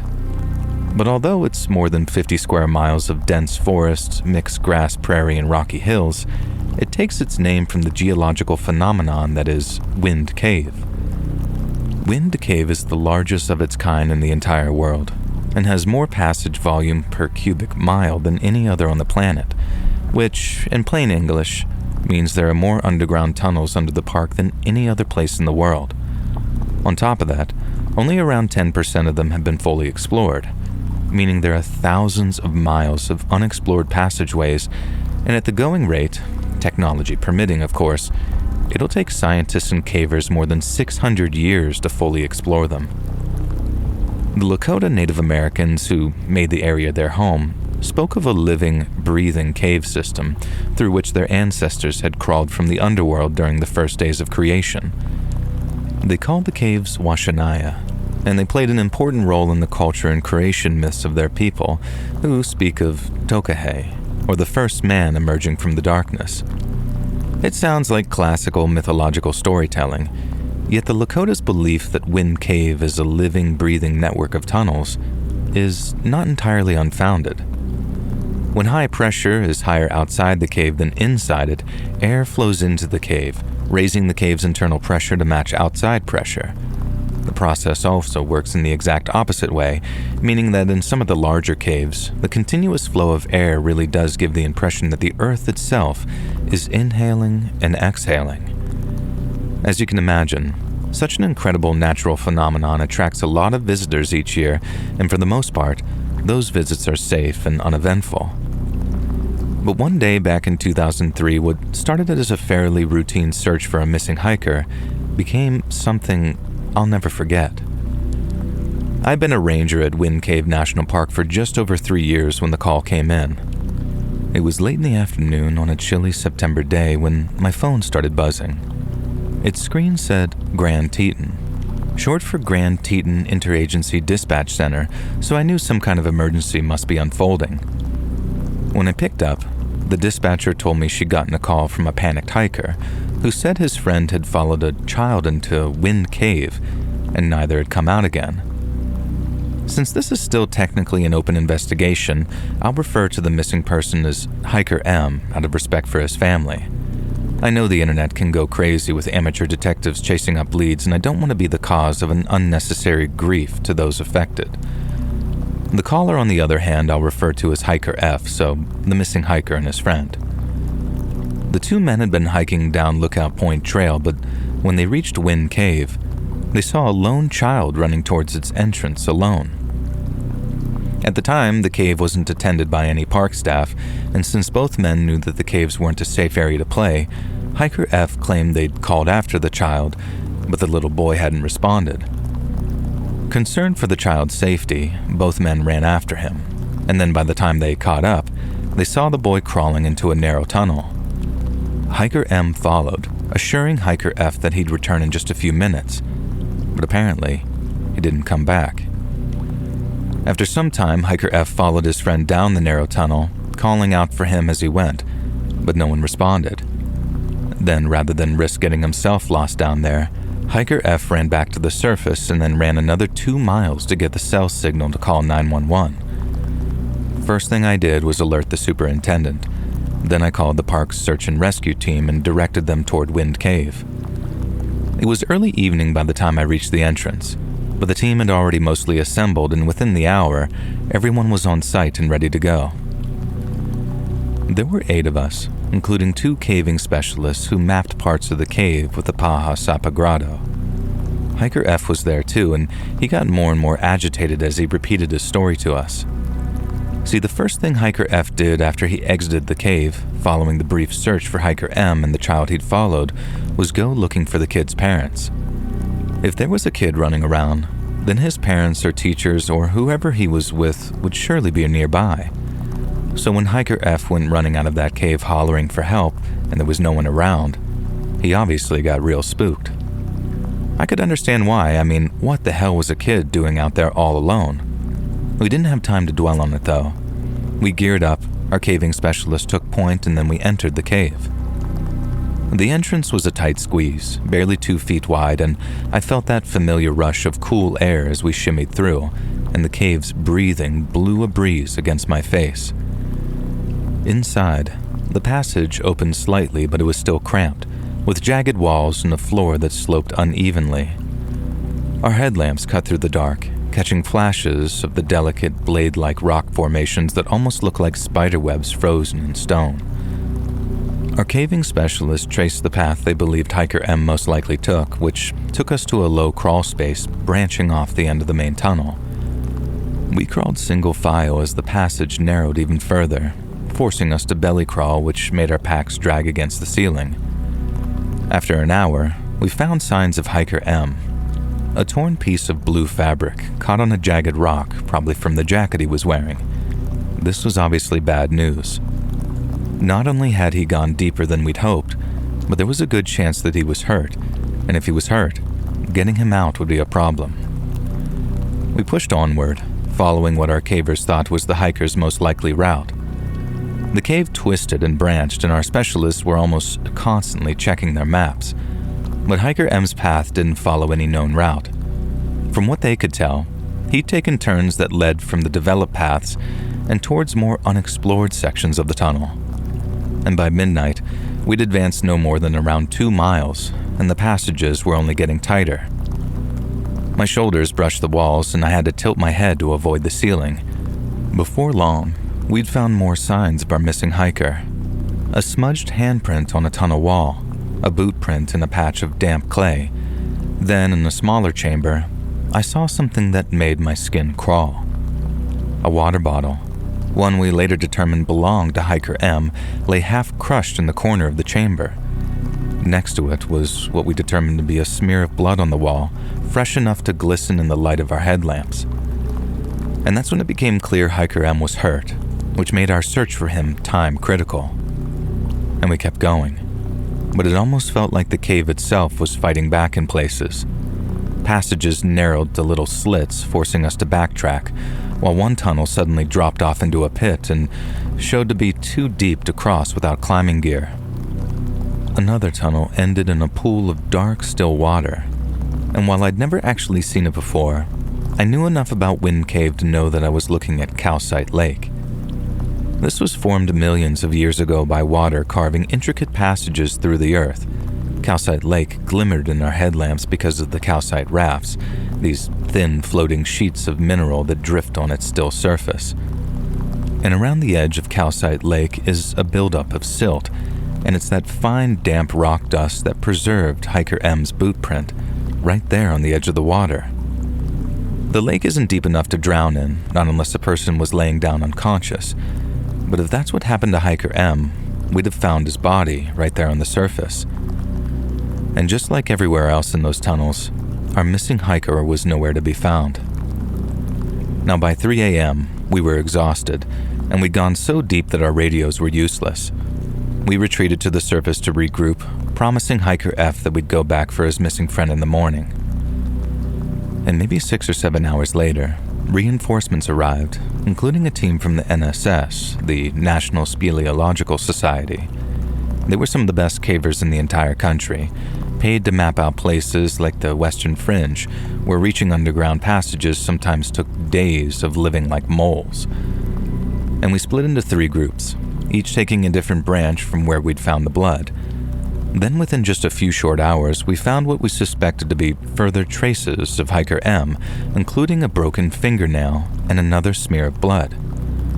But even after all those cavers covered all those tunnels, we still didn't find our missing hiker. Now by day 3, we were going deeper than most tours ever went. My knees ached and my back was screaming, but I kept crawling, driven by the thought of that poor guy all alone down there in the dark. We didn't find anything that day either, but on the 4th day, we found something that stopped us cold. In a narrow chamber, barely big enough to kneel in, we saw scratches in the clay covering the rocky wall. Deep, frantic gouges like someone had clawed at the stone. One of my team shone his light on the floor, and there was a shredded glove belonging to Hiker M. There was no body, no bones, just the torn up glove and the scratches on the wall. We reported it to the surface, and when we did, I remember how the mood shifted completely. People went from confident and hopeful that we'd get Hiker M back to the surface alive to wondering how soon the higher-ups would just pull the plug. If a hiker gets lost, even in the tunnels under Wind Cave, finding them can actually be quite a simple process. Most know to stay put and to use flares, fires, or things in their environment to get the attention of the folks looking for them. But people who panic, people who aren't in their right minds, they tend to have real problems staying put. And it's the ones who panic that you really have to worry about, because they make mistakes, sometimes fatal ones too. That night when I got back to my cabin after the day's search, I had trouble getting to sleep. I kept picturing Hiker M, scared out of his mind down there in the dark, with his hands tearing at the rock in desperation. I prayed that he'd stay put, maybe call out a little so we could hear him. But I don't think God passed on the message, because day 5 was the worst of all. One of the volunteer cavers we had with us got stuck in a crawl space. Since he was little more than a brave hobbyist, he panicked and then started thrashing and screaming until we were able to yank him free. We got him to the surface and had a medic look him over, and he was fine, but he refused to go back in. And by day 6, we were running out of options. We'd searched every major branch and followed every lead we had, but there was still no sign of Hiker M. The NSS cavers started mapping new passages, hoping maybe they'd find a hidden chamber that Hiker M was sheltering in. But all they found were more dead ends and more empty caves. One team reported hearing what sounded like a low, breathy wheeze as they traversed sections of the tunnel, but it probably could have been the wind. The cave's breathing played tricks like that, making the wind sound like whispers or worse. In the afternoon, we made a final push past Calcite Lake, to tunnels where the walls were slick and the air felt heavy. We crawled for hours, our lights barely cutting through the darkness, and at one point, I thought I saw a shadow move just beyond my beam, but when I swung my light, there was nothing there. On the 7th day, we called it. Our superintendent was the one who made the final decision, but everyone agreed that after 7 days, with no sign of life, there was very little chance that Hiker M was still with us. We'd risked our lives, and I'd have done it all again in a heartbeat if I was told to. But in all that time, we found nothing but little scrapes and blood. Hiker M was down there. We had no doubt about that. But at that stage, we also knew that it might take months, maybe even years, before anyone was able to bring him home. I heard Hiker F broke down sobbing when he got the news that the search had been called off, and we suspected that his friend was deceased. That was a rough one on the superintendent. He just didn't know what to tell that poor guy. And when all was said and done and the search was over, I filed my report, but the question still lingered, obviously. And I kept going back to that cave for work, leading tours and checking paths, but it's really never the same for any of us. We had to upgrade security around the cave entrance to ensure that it didn't happen again, and visitor numbers took a real dive for a while. Months later, a caver found something in a remote section of the tunnel. You see, it was a single hiking boot in Hiker M's size, completely buried in clay. No blood, no other sign of the missing hiker, just that one boot. We added it to the file, but it really doesn't change much. The cave had taken him, and it obviously wasn't giving him back. I still work at Wind Cave, I still walk its trails and the tunnels underneath them, but I don't go deep anymore, not unless I have to. And when I do, I keep my light on and my eyes peeled, and I try not to think about what might be down there in the dark.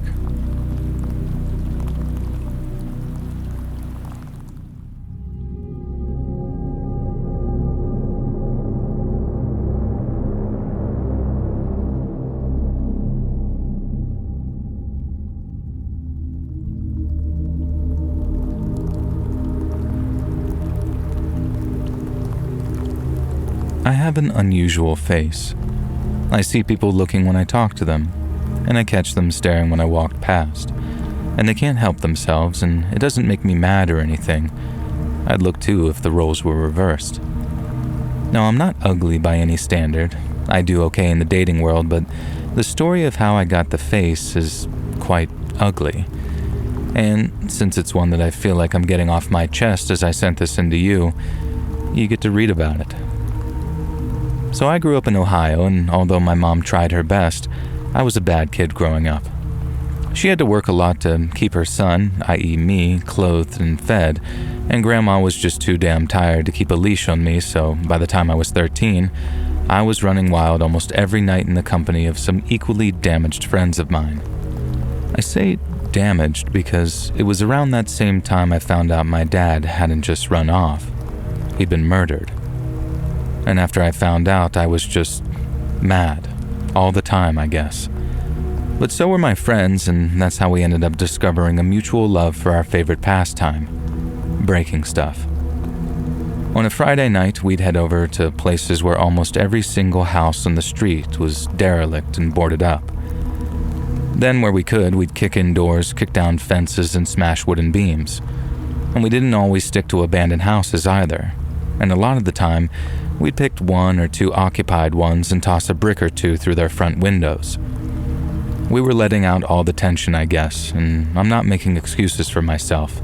That's just how it was back then. We weren't interested in school, and we dropped out as early as we could. Then for the next couple of years, we bummed around, breaking stuff, stealing stuff, and making money where we could. Then one day, a friend of ours got busted for something he didn't even do, and then he ended up going to juvie for it, and I guess that scared me straight. I got my drinking and smoking under control, cut my hair and took out my nose ring, then went around town trying to find somewhere that would give a job to someone with zero work experience doing anything. And well, that place turned out to be Walmart.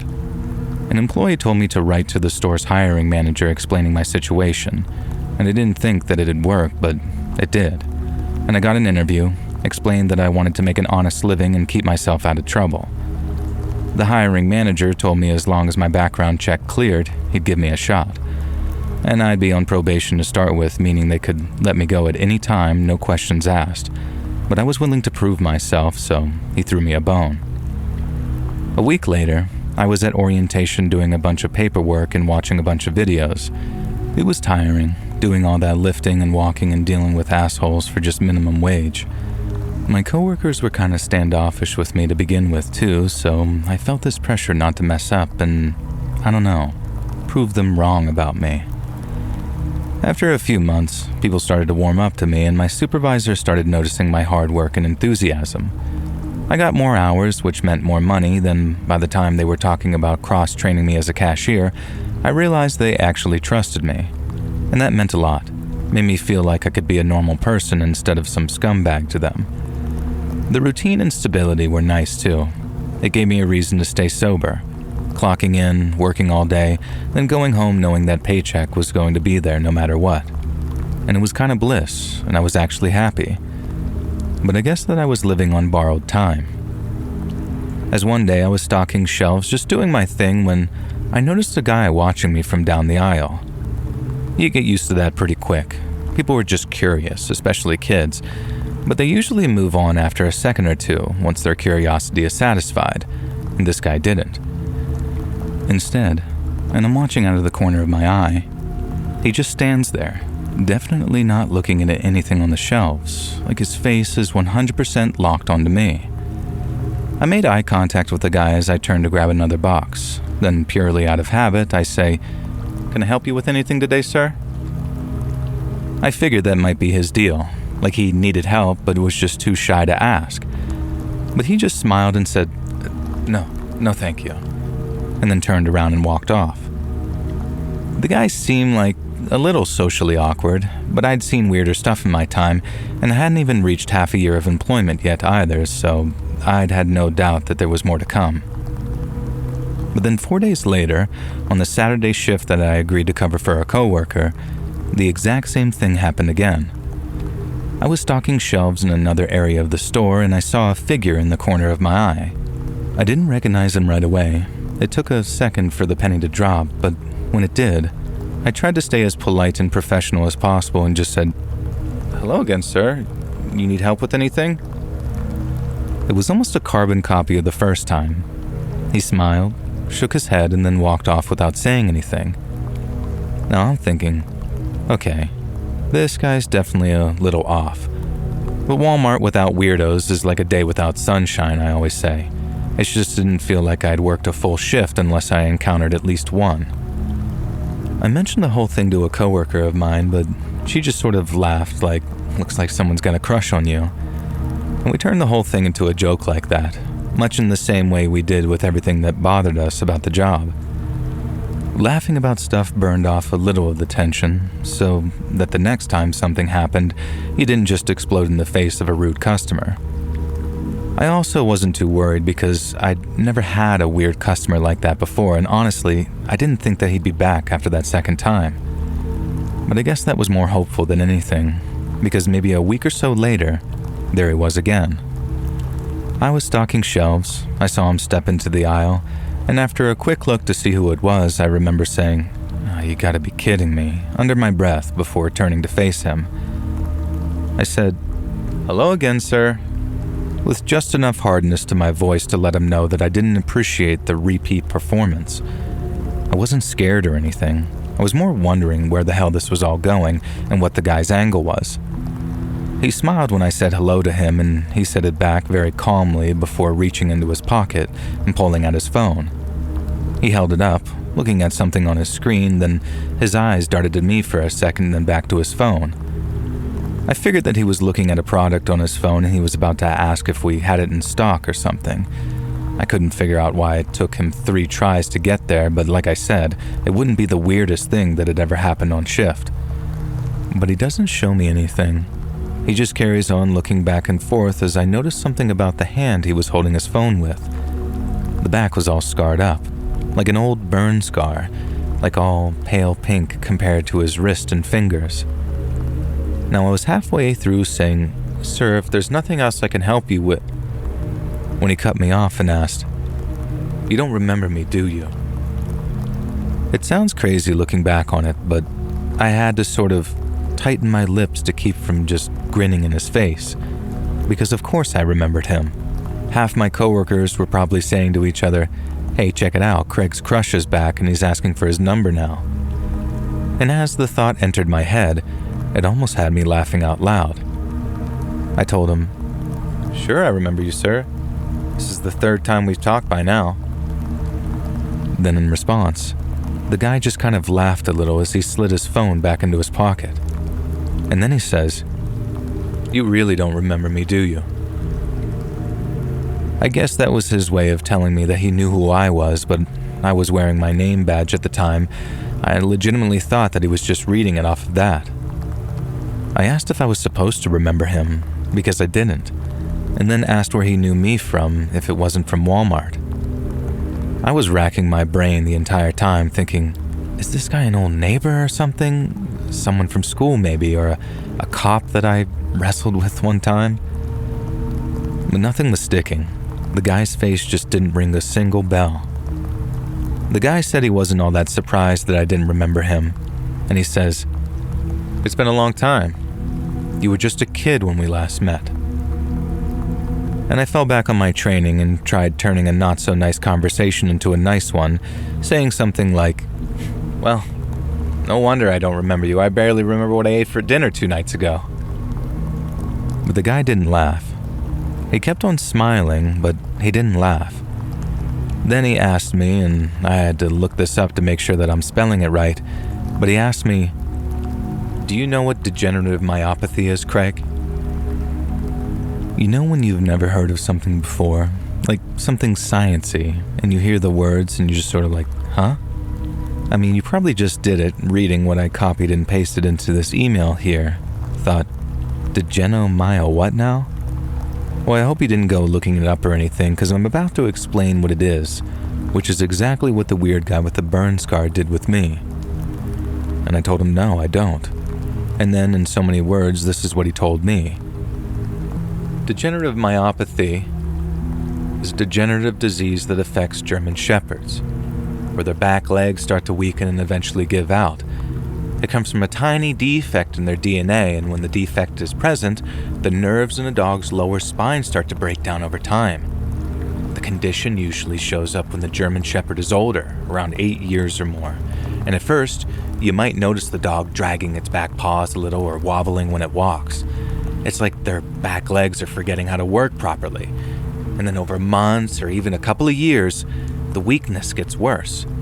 The dog might struggle to stand up, have trouble walking, or eventually lose the ability to move its back legs altogether. It's tough to watch because the dog is still alert and happy in their mind, but their body just won't cooperate. Now he's giving me this weird speech, and then when he got to the sad part there about them still being all happy in their minds, I had to interrupt him. And I remember saying very politely, "Sir, I don't understand why you're telling me this." And he just raised a hand and then kept going. There's no cure for degenerative myopathy yet. Vets can suggest things like physical therapy, special harnesses, even wheelchairs to help a dog stay mobile and comfortable for as long as possible. The goal is to keep them happy and enjoying life even as their legs give out. And for now, researchers are working hard to learn more, but the best we can do is give these dogs lots of love and support to keep their tails wagging. And I remember in that moment thinking, is this guy working for some kind of charity or representing a drug or something? And so I asked him, but he said no. He told me he had a dog like that once, a German Shepherd that was the most loyal and beautiful dog he'd ever owned. He got her from a rescue after some cops raided a puppy mill, the kind of place where they don't take any care in the breeding of the dogs. They just churn out puppies for profit. He was told by people at the rescue that she'd probably have the DM defect. Some of the older dogs at the mill were showing advanced symptoms, so they figured it'd been passed on to a lot of the pups. And they were right. And when his loyal old dog reached 8 years old, he said, her back legs started to give out. Most of the time, a vet recommends putting the dog down once its quality of life gets too rough. German Shepherds are energetic dogs and they need to run and play and exercise just like any other. When they can't get all that, they get depressed, and when they get depressed, it makes the symptoms of the diseases all the worse. He started telling me how they lie there in the night, crying out because they can't make it to the bathroom, and then I interrupted him again, having dropped all the professional courtesy. I just say, "Dude, if you don't need my help, I'm probably going to get security. I got a lot to get done today," and the guy opened his jacket, very discreetly showing off the gun that he had holstered near his armpit, and then softly said, "If you move a muscle, I'll kill you, and I'll kill everyone in this whole store before I eat this gun. I don't care." And I just froze.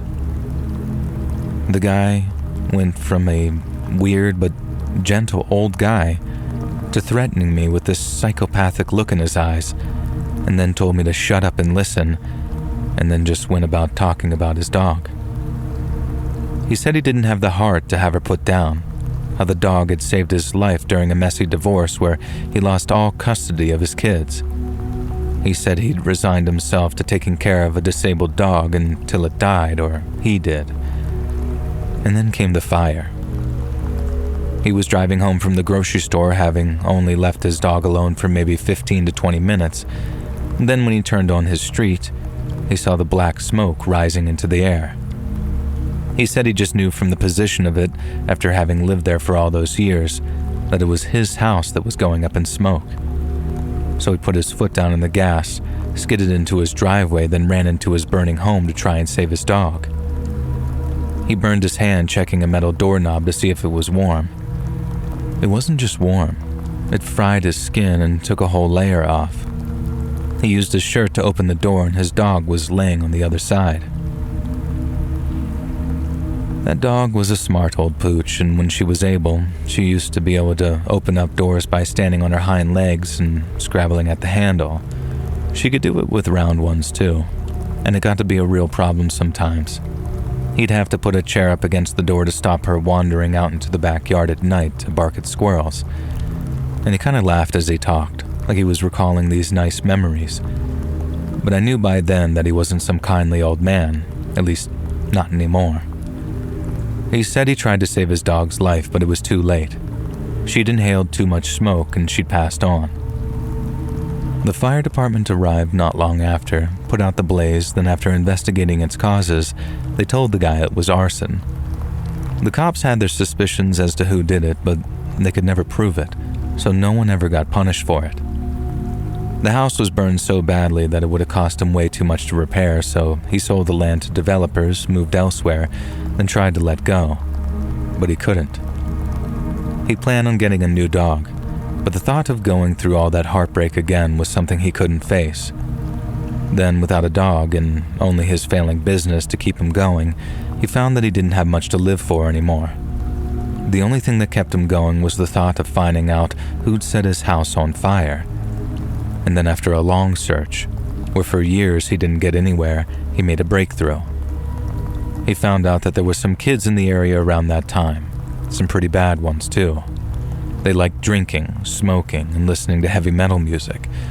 But whenever they got their spirits up, they liked one thing more than anything: to go out breaking, stealing, and, most relevant here, burning stuff. The sinking feeling that I felt when he said that last part is something that'll be with me till the day I die. I'd never felt anything like it before, not even when we found out our buddy was headed to juvie for something he didn't even do, and I've never felt anything like it since. It was like the single biggest, oh please God, no, moment of my whole godforsaken life, and it wasn't over, not by a long shot. I know it must have registered on my face, that feeling of dread I mean, because I remember seeing a female coworker of mine over the old man's shoulder and she looked pretty anxious. I guess the old man saw me looking because he looked over his shoulder. Then when he saw my female coworker walking towards us, he whispered, "I'll kill her. You just watch. Say anything, and I'll kill her." The same female coworker was one of the people I'd be joking with about how the guy had a crush on me. I guess she came by to silently laugh at first, then when she saw my face, she realized something was terribly wrong. She walked right up to me and the old guy and asked if everything was all right. I told her everything was fine, and that I was just helping the older gentleman make a purchase. He gave her this warm, convincing smile, told her I was being more than helpful, then declined her offer of more help. She gave me this kind of confused look, then was sort of like, "Well, okay then," and then walked off. But I could tell that she was going straight to security. We took care of each other that way, which was part of the reason I liked working there to begin with. I guess the older guy knew that he had to act, that people were catching on to him, because he told me, "We're gonna walk out of the store together, and you're gonna walk with me to my truck. Try to run. I'll blow your kneecap out, then make you watch while I kill everyone I see." I actually didn't remember setting this guy's house on fire. I know that there's people that won't believe that, but it's true. I do think one of the buddies set the fire during a time when I wasn't hanging out with them, and I admit that's exactly the kind of thing we used to do back then, but I don't have this sort of photographic memory of setting a fire before running off.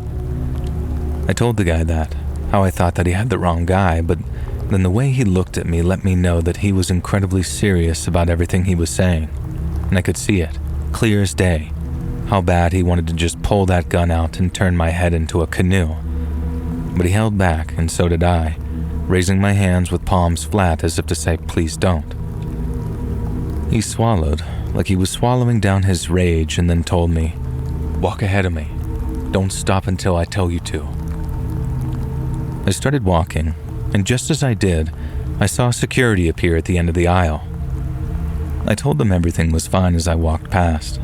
Then they turned their attention to the old man, who told them, "It's all right, gentlemen.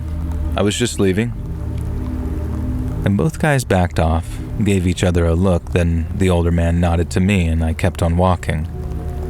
I could feel the cold sweat on my back and in my armpits as I walked towards the store's front exit. It was like everything in me was screaming at me to not walk out those doors, because when I did, the guy was going to shoot me and then just walk to his truck and drive off. Or worse, he was going to force me to his truck, drive me someplace, and then do even worse things to me before the end. But when he said he'd sooner shoot up the store than allow me to run, and since I believed him when he said that, I knew that I had no choice but to just keep walking out the store and hope it was just me that he hurt and not everyone in sight.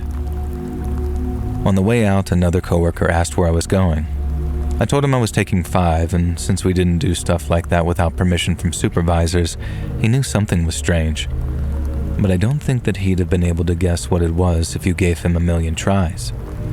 By the time we were walking through the parking lot, among the rows of hundreds of parked cars, the guy was jamming the barrel of his gun into my back, saying, "Don't stop now, or I'll put a dozen in the ground before I blow your head off." And I mean it when I say that's what kept me going.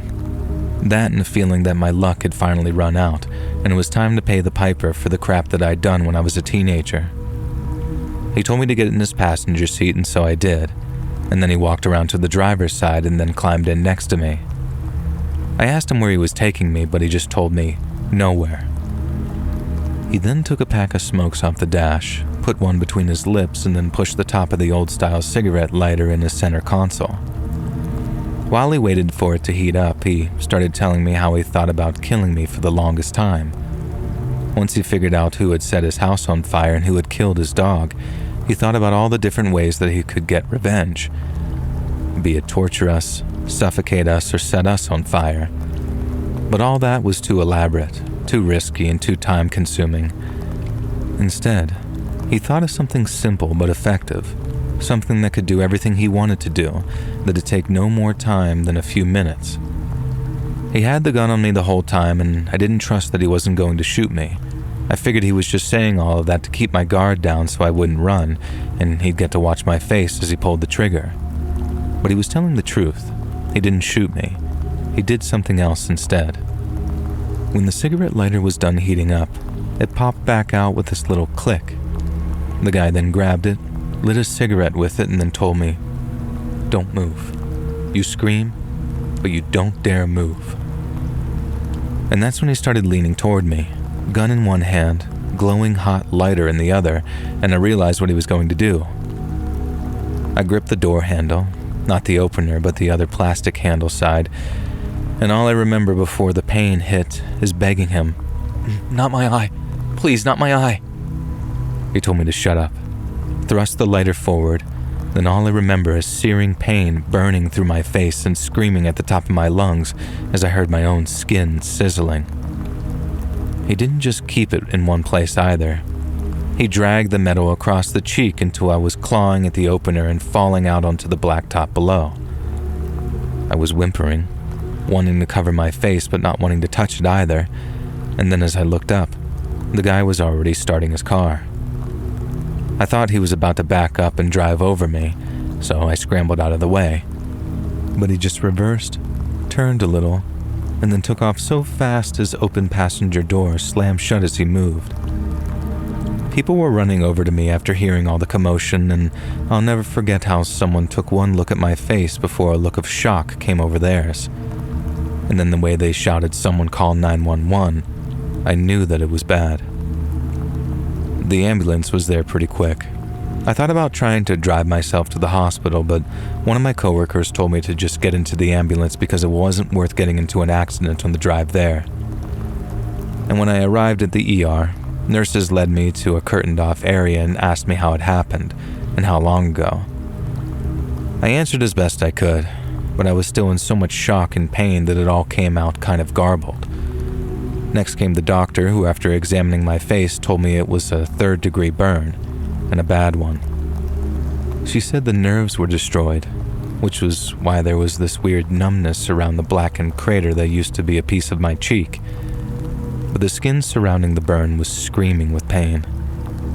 The doctor also warned me that a combo of the burn's depth and where it was on my face meant that there was a big risk of infection and scarring. But at the time, I didn't care. All I wanted was for them to take the pain away, and the rest I could think about later.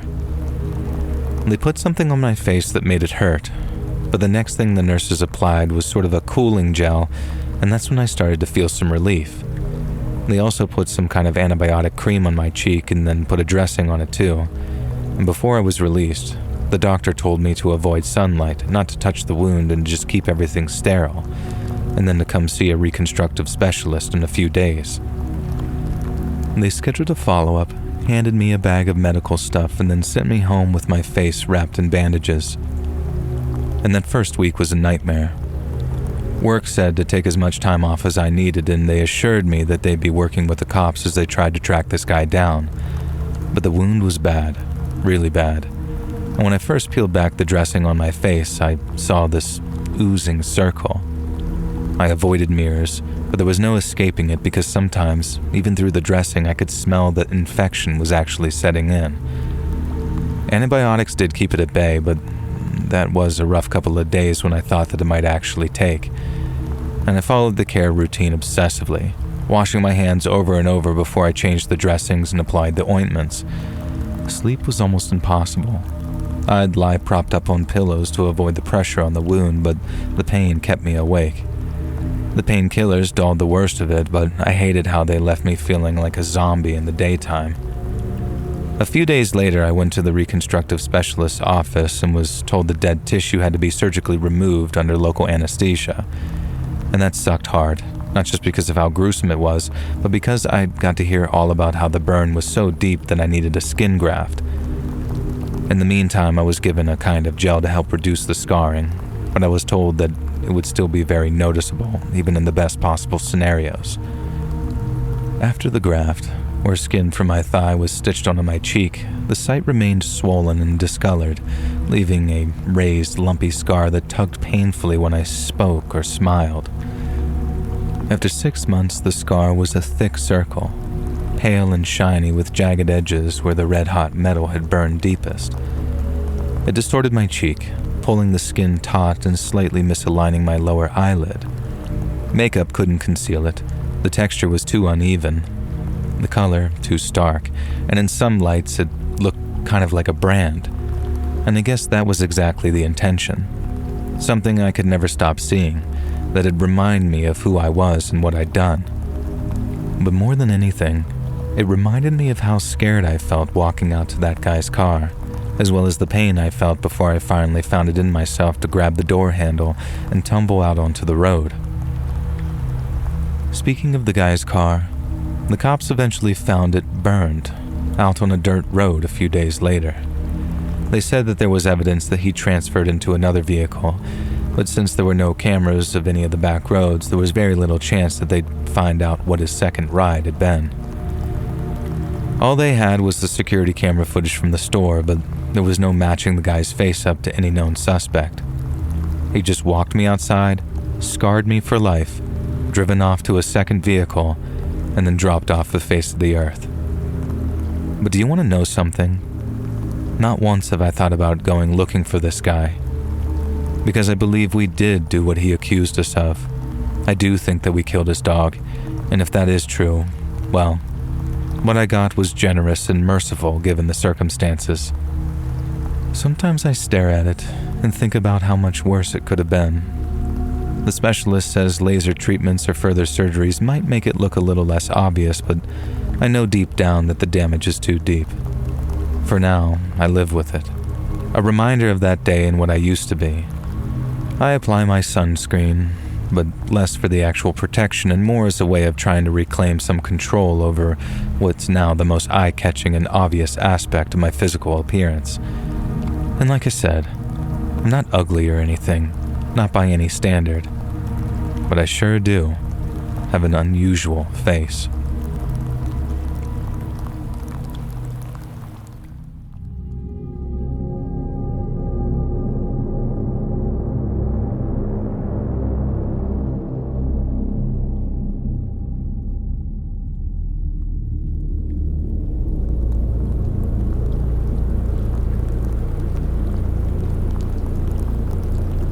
I'm a park ranger, and in 2017 I was stationed at Kings Canyon National Park.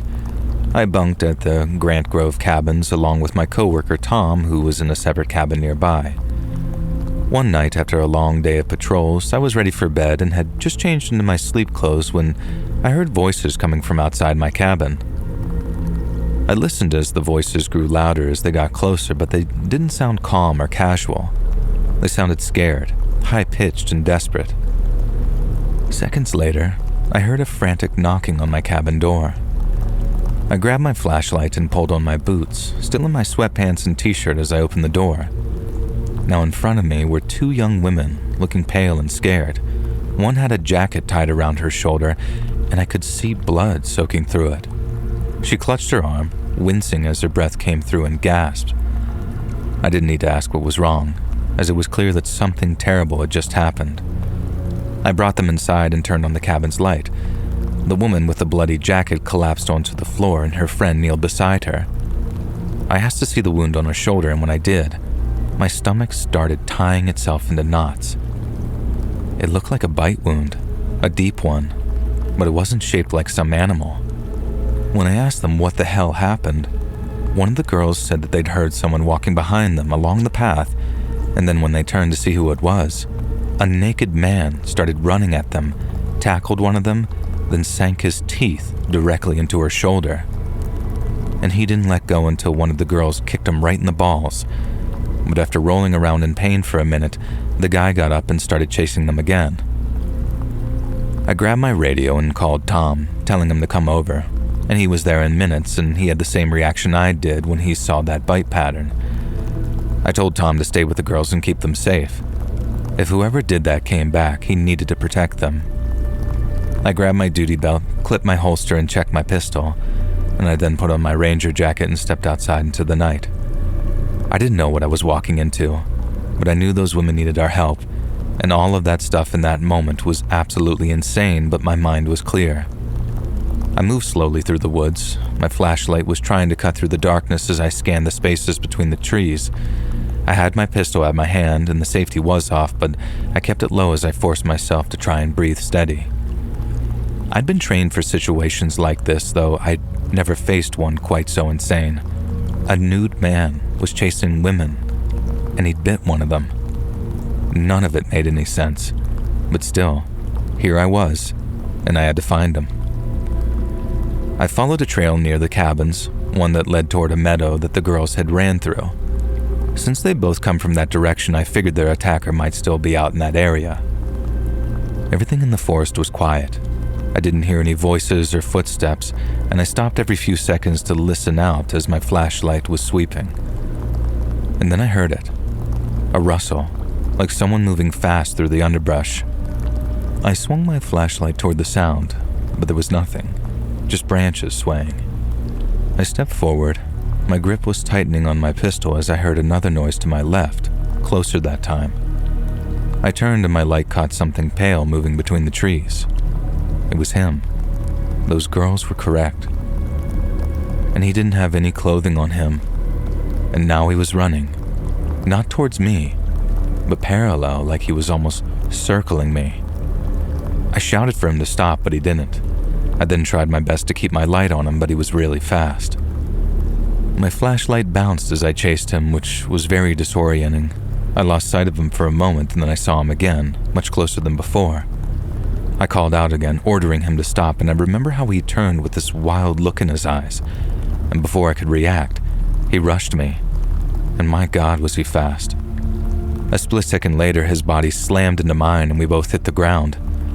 My flashlight was knocked out of my hand as his hands grabbed at me. I felt his breath on my face as I felt how terrifyingly strong he was. I was panicking, but I fought against it. My pistol was still in my hand. I twisted my body up, trying to free up some space for myself, but he was heavy, pinning me down with his fingers digging into my arms. Finally, I managed to pull my arm free, and the first chance I got, I fired. The shot was loud, and his body jerked the second I pulled the trigger. A groan suddenly escaped him, and I felt his grip loosen. I pushed him off and then scrambled to my feet. Then I grabbed my flashlight and pointed at him along with my gun. He was on the ground, clutching at his stomach, groaning in pain. But I felt exactly zero sympathy for him. If he died, so be it, because it'd either be him or me, I thought in that moment. I kept my pistol on him, but my hands were shaking. He wasn't moving much. He was just curled up and groaning in pain, and he didn't seem like a threat to me, but I still didn't take any chances. I radioed for help, telling dispatch where I was and what had happened, and after that I cuffed the guy, careful not to touch his blood. He didn't fight. He was just laying there, still groaning in pain. And I just stayed put, my light and gun still on him until help eventually arrived. Other rangers and paramedics came quickly. They took him away on a stretcher while the woman with the bite wound got it treated and cleaned and bandaged. She obviously needed stitches, a lot of them too, and maybe even a rabies shot or something if the situation was really that bad. But they were safe. I went back to my cabin after it was all over. My hands were still trembling as I washed the dirt off my face, and I remember tossing my sweatpants into the trash because there was a big rip down the seat of them. Then I just sat on my bed staring at the wall, trying to process what the hell just happened, all while the forest outside went quiet again, like nothing had even happened. The man survived the gunshot. He later went to prison, charged with aggravated assault, and the women sent a letter addressed to me and Tom thanking us for saving them that day. The eventual toxicology report came back saying that guy was on a cocktail of an insane amount of crap. Obviously so. Who would do something so insane if not? But I kept that letter in my desk, though I don't read it as often as I used to. Half of a ranger's job is about protecting people, but that night tested me in a way I'd never expected. I'm glad I was there, glad I could help, but I also hope that I never have to face anything that insane ever again.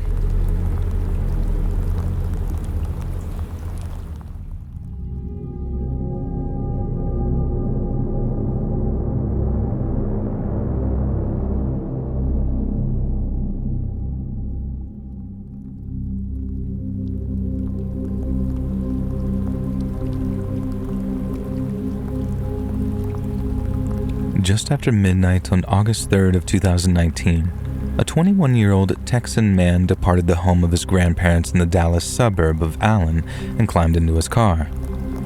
Over the next 2 hours, he drove approximately 660 miles west, stopping twice at service stations hundreds of miles apart. During his stops, he bought gas and energy drinks, caffeinating to remain focused during the long drive ahead.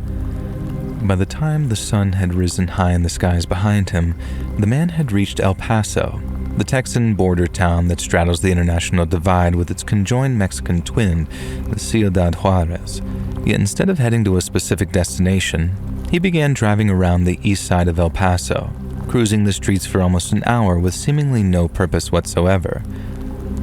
Just before 9 a.m., the man spotted a branch of Walmart opposite Cielo Vista Mall, and after parking his car in the store's lot, he walked inside and began wandering the aisles. After maybe 20 to 30 minutes of slowly ambling around the store, the man noticed a loss prevention associate watching him from a distance. As if embarrassed at the assumption that he was a shoplifter, the rather awkward 21-year-old headed for the fresh produce section, picked up an orange and then purchased it at the checkouts before heading for an exit. He then stood outside the store, eating his orange before wiping his hand on his shirt and walking back to his car. For the next 20 to 30 minutes, the man sat in his driver's seat thinking about his family, his future, and his freedom. And he suddenly grabbed a laptop from his back seat and booted up the device. Then, at exactly 10:15 a.m., he posted a thread to the website 8chan simply titled, "It's Time." 5 minutes later, the man uploaded a PDF document to the same thread, entitled The Inconvenient Truth. 8chan's moderators quickly removed the document, but fast-fingered users were able to copy and share its contents with alarming efficiency. Moderators began to panic, and not just because control of their own website was slipping through their fingers. They were panicking because the document's contents contained a bile-filled diatribe of far-right conspiracies, as well as a call to violence that was as urgent as it was chilling. Site moderators rushed to inform the authorities, but it was too late, and try as they might, what was coming could not be stopped. Back in the Walmart parking lot, now baking in the mid-morning sun, the 21-year-old climbed out of his car, then took something from his trunk. He strapped it to his body, tightening strips of nylon by yanking them through plastic slings. Then once he was done, he began walking toward the Walmart. Standing outside were a group of fundraisers from the all-female El Paso Fusion soccer team, who cheerfully solicited donations from passers-by. Nearby, a woman slowly pushed a shopping cart toward the store. The 21-year-old spotted her, raised a semi-automatic Romanian-made version of an AKM rifle, then fired the first shot of what would become a massacre. This is where the man becomes the shooter. After executing the woman pushing her shopping cart with a single calmly placed shot, the shooter turned the rifle on the fundraisers and opened fire. The move took him no longer than a fraction of a second, giving the fundraisers no time to react. Then as they turned to flee, bullet after bullet tore through their bodies as the shooter methodically aimed and fired over and over until all lay still. The store's manager, who witnessed the shooter engaging the fleeing fundraisers, immediately issued a Code Brown to his employees. Code Brown is Walmart's designated code word for an active shooter, and employees are trained to help hide or evacuate vulnerable customers. Many fled through emergency exits to adjacent stores, others concealed themselves in shipping containers or under tables. But for many, as the shooter entered a store containing hundreds of terrified customers, there was nowhere to run and nowhere to hide. At exactly 10:39 a.m., and having spotted an armed man walking through the store's glass entryway, an elderly gentleman tried running. But unfortunately, he simply was not fast enough to evade his killer's gaze. The shooter put a bullet in him, then turned his attention towards several people near the checkout area who appeared frozen with fear. He gunned each of them down, coldly and methodically, before doing the same to those sheltered in a branch of the First Convenience Bank. After walking his way through the store, killing as he went, the shooter reached the Walmart's eastern exit, then wandered out of the building at exactly 10:42 a.m., just 3 minutes after he first entered. Upon re-entering the store's parking lot, the shooter spotted a married couple running for cover behind their car. He opened fire on them, hitting both, then bizarrely, he simply stopped shooting. With hundreds of people still running around the lot in blind panic, the shooter returned to his vehicle. He calmly drove to the intersection of Sunmount and Viscount, whereupon he spotted a Texas Ranger talking with an El Paso motorcycle officer, no doubt regarding the terrible events that had just unfolded. The two law enforcers watched in confusion as the shooter pulled over in the left turn lane, then climbed out of his car with his hands raised in the air. On his approach, he told them he'd just shot up the Walmart opposite Cielo Vista Mall. The officers then asked the man's name, and this is where the shooter becomes Patrick Wood Crusius. Crusius was born July 27, 1998. He was a child of divorce, with his parents having separated when he was just 3 years old, and by his teenage years, he was living with his grandparents in the Dallas suburb of Allen. He attended Beverly Elementary School in Plano, where a former classmate, Daniel Hill, described him as a nice kid who played basketball and soccer during recess. But by the time Crusius graduated Plano Senior High School in 2017, his demeanor had shifted completely. One former high school classmate, Jacob Wilson, described Crusius as introverted, irritable, and strong-minded, often refusing to collaborate with others due to his temperament. Wilson noted that Crusius was frequently bullied for his speech, clothing, and aloof demeanor, which led to social isolation. Another acquaintance who walked to school with Crusius recalled him having an unsettling fascination with snakes. And following his arrest, Crusius waived his Miranda rights, confessing directly to detectives that not only was he the shooter, but he had deliberately targeted Latino Americans during the attack. He also confessed to the online purchase of a WASR-10 semi-automatic rifle and 1,000 rounds of hollow point ammunition online in June 2019. When asked why he'd committed such a hideous attack on unarmed people, Crusius directed detectives to the manifesto he'd posted just minutes before the first shot was fired, titled "The Inconvenient Truth." The post included Crusius's name, as well as information on the weapon he planned to use in his attack. He also claimed to be inspired by the Christchurch mosque shootings, which killed 51 people in New Zealand just a few months prior. Crusius expressed a passionate approval for the murders, as well as a disdain for environmental degradation, cultural and ethnic replacement and what he referred to as a Hispanic invasion.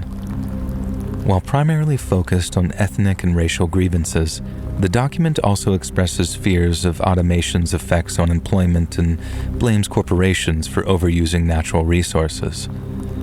In the immediate aftermath of the murders, media outlets described the attack as the single deadliest instance of anti-Latino violence in U.S. history.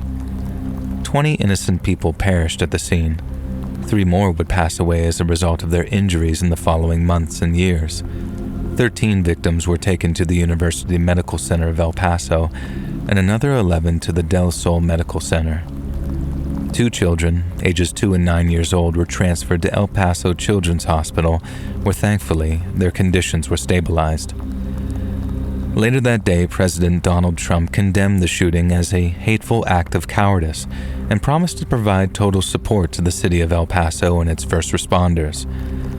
The president also announced that all U.S. flags, both foreign and domestic, will be flown at half-mast until sunset on August 8th. In a speech from the White House 2 days after the shooting, the president stated that, in one voice, our nation must condemn racism, bigotry, and white supremacy. These sinister ideologies must be defeated. Hate has no place in America. On February 6th of the year 2020, Patrick Crusius was charged with 22 counts of committing a hate crime resulting in death and 22 counts of use of a firearm to commit murder.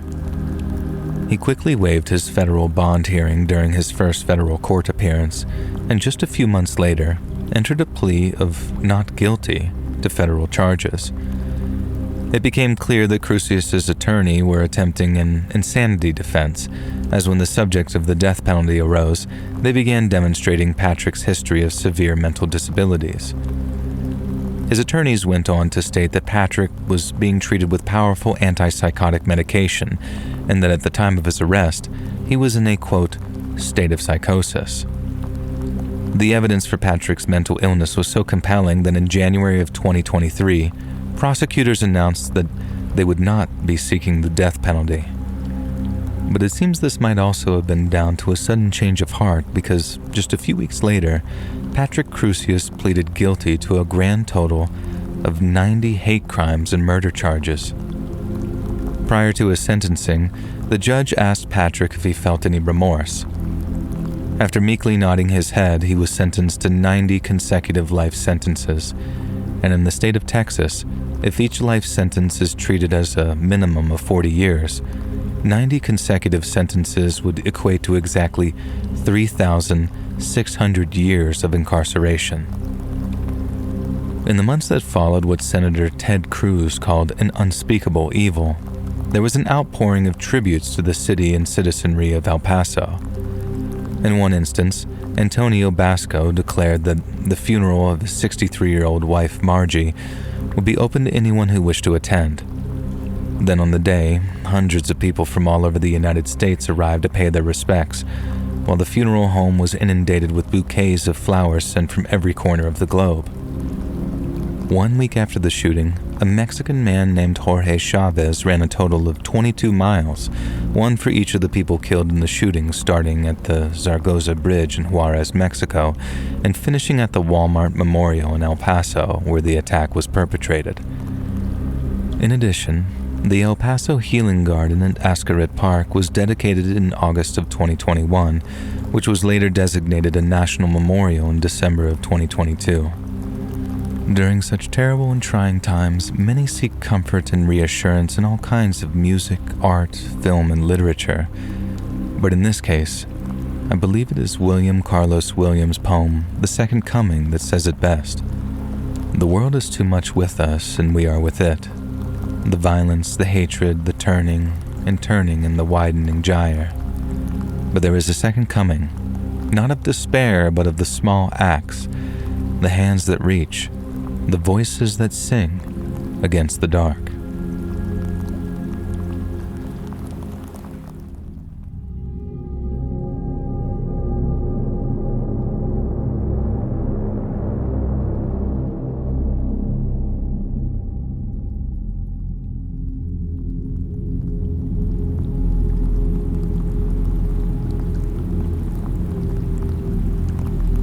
For as long as I can remember, I've always had a passion for the outdoors. Growing up in Minnesota, my dad introduced me to hiking, camping, fishing, and hunting at a very early age, and would often take me on trips to Grand Portage, Pipestone, and St. Croix. But it wasn't until we visited Voyageurs National Park when I was 9 years old that I got my first good look at a U.S. park ranger.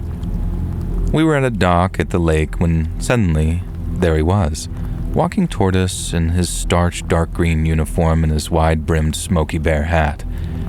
He had this shiny ranger's badge on his chest, and his shirt had these cool shoulder epaulets, and his utility belt was loaded up with tools for taming the wilderness.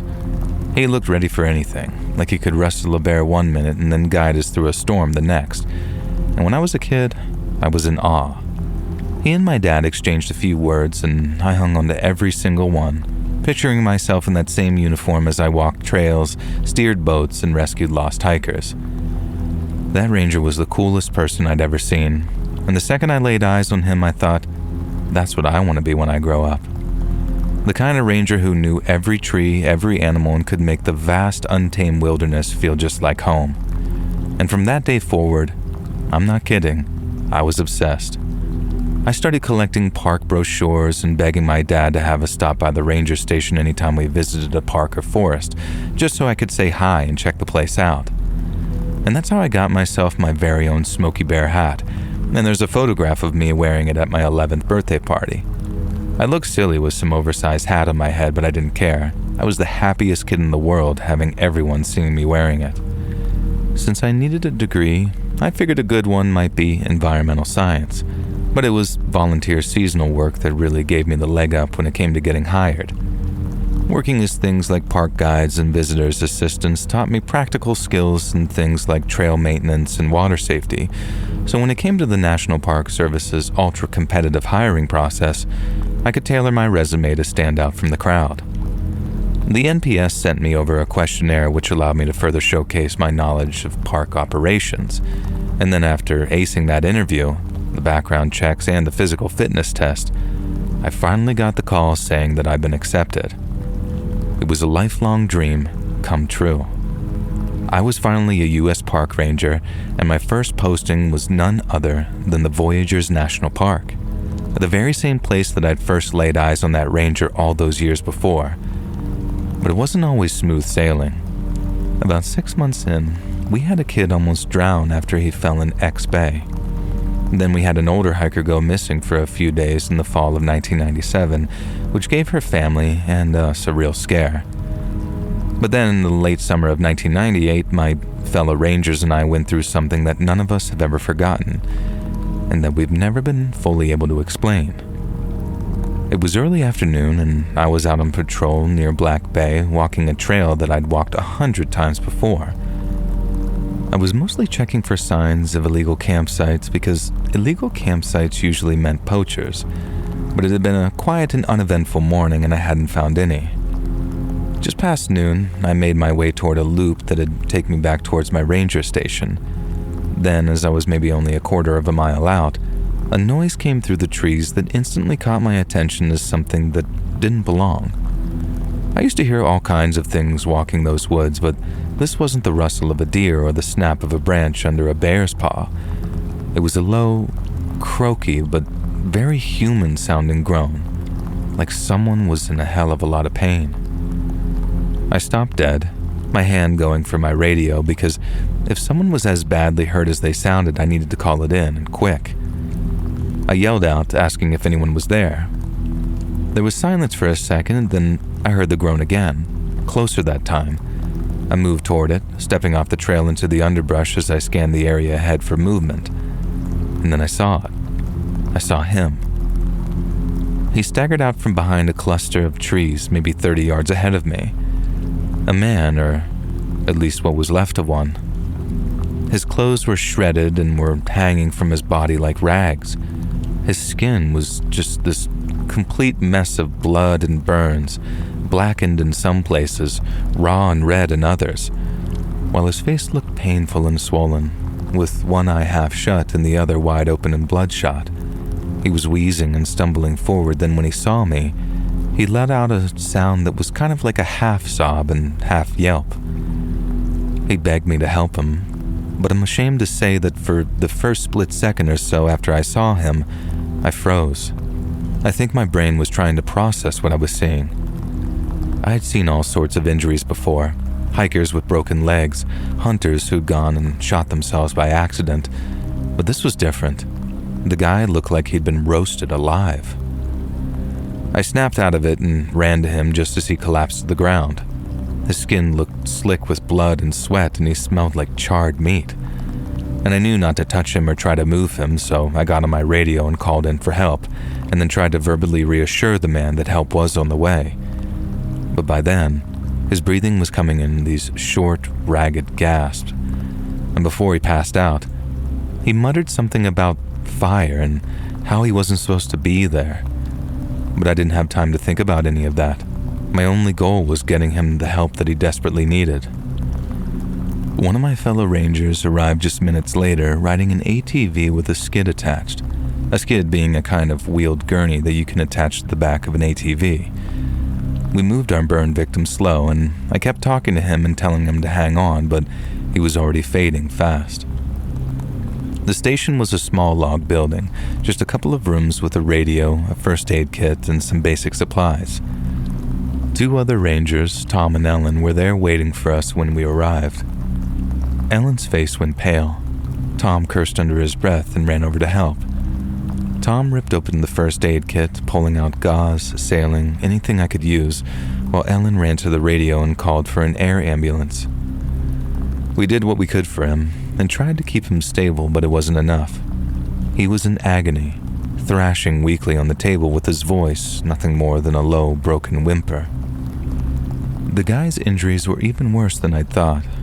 His arms were charred black in places, the skin cracked and oozing, and his chest was just cuts and burns like he'd been dragged through something sharp and hot. And I kept wondering where the hell he'd come from. There'd been no reports of a fire, no smoke in the air, and no sign of a campsite gone wrong. But here he was, looking like he'd just been immolated. The air ambulance took 40 minutes to get there, and it was the longest 40 minutes of my life. We kept working on him, trying to keep him alive, but his breathing got shallower and his movements weaker, and we could see that he was slipping away. When the paramedics finally arrived, they took one look at our burned victim and got to work, loading him onto a stretcher and rushing him to the helicopter. Then I stood there, still in shock, watching the chopper lift off into the sky. We wouldn't find out until much later, but he died in the air, somewhere over the forest, and was gone by the time they got him to the hospital. The station was quiet after that. We just sat there staring at the black marks and wet spots left behind on the table, and none of us said much because there really wasn't much to say. We'd done everything we could, but it hadn't been enough. We tried to go back to work, but what happened that afternoon seemed to just hang over us. The way that he seemed to stagger out of the woods, and the way that he sounded. The other rangers talked about it in these hushed voices, speculating about who he was and what had happened. A hiker who'd maybe gotten lost, or a drifter who'd set himself on fire. Nobody really has any true answers. The woods can always be a very dangerous place, and people get hurt out there sometimes. At least that's what we like to tell ourselves. Now, a few weeks later, our superintendent, this guy named Bill, called me into his office. He told me he'd gotten a call from a trooper with the Minnesota State Patrol. They were trying to identify our burned victim, but they kept coming up empty. No direct DNA hits, no missing person reports lined up. The guy was a ghost, a John Doe with no past. There was one lead that the trooper had, but according to Bill, it was a strange one. The boots our burn victim was wearing were old, really old, like standard issue U.S. Park Ranger boots from 1947 old. And Bill showed me a photo that the trooper had sent. They were scuffed and worn, but the design was unmistakable. I'd seen pictures of those very same boots in old training manuals, the kind Rangers used to wear way back then. The trooper didn't think that the guy was a Ranger. Nobody stays in the service 40 years without getting a new pair of boots, but he figured that he'd call to check if we knew him, or maybe if he was someone who'd worked here long ago. I didn't have any answers, and none of us did. We'd already gone through the park's records looking for anything that might connect, but no former rangers remained unaccounted for and no one recognized what was left of the guy's face. The boots were the only clue, and even so, they raised more questions than they answered. Bill said the trooper sounded frustrated. They'd run every test they could and checked every database, but they'd come up empty at every turn, and the burns were just another dead end. No fire had been reported in the park, or anywhere nearby for that matter, and there were no charred campsites, no scorched trees, and it was like this guy had just been burned someplace else, driven out into the woods, and then thrown from a vehicle of some kind. The coroner couldn't even say what caused the burns. He didn't think that it was a campfire, and it definitely didn't seem to be just gasoline. It was clear that the guy had been exposed to something of intense heat, but he just couldn't say what that heat was clearly from. Now, this guy was buried in a county cemetery as just another John Doe, and the park moved on like it always does. Hikers kept coming, the seasons changed, and we just kept ourselves busy with our usual duties. But obviously I couldn't let it go. I started thinking about it too much, especially at night when I was alone in that cabin. I'd lie awake, listening to the wind in the trees, and then when I'd close my eyes, I'd see him all over again. That burned, bloodied man staggering toward me through the trees and begging for help. I'd wondered where he came from and how he got so badly burned, whether it was people that did it to him or something else, like a lightning strike or something. And I started to quietly ask questions. I didn't want the other rangers thinking that I was losing it, but let's just say that I had some theories. I talked to some of the old-timers, rangers who had been around the park since the 60s, and asked if they've ever heard of anything so weird or anything that didn't add up. Most of them just shrugged. They'd heard all kinds of stories over the years, stuff about missing hikers and strange lights or noises that didn't make sense, but nothing like our burn victim who came staggering through those trees. One guy, a retired ranger named Carl, told me something that stuck with me though. He said that the park had places where things didn't quite feel right. He'd never seen anything himself, but he'd heard stories from loggers and trappers, people who'd traveled through that area before the park was established. There were stories of people going missing or coming back different, like they'd seen something they couldn't explain. And I didn't really know what to make of that. Carl was a veteran ranger, a real no-nonsense kind of guy, so seeing him talk like that was quite something, and I started looking at the park in a new light. I'd find myself avoiding places I'd never thought twice about before, like the stretch of woods where I'd found our burn victim. It wasn't fear exactly, it was almost like his appearance felt like a warning, and it was one I was all ears to. Years went by, and I kept my thoughts to myself. But every day I thought about what happened to that poor guy, how scared he looked, how he died in agony. I left the service in 2018, then moved to a small house outside of Duluth. I thought leaving the park would help, that I'd finally let it go, but it seems to have followed me.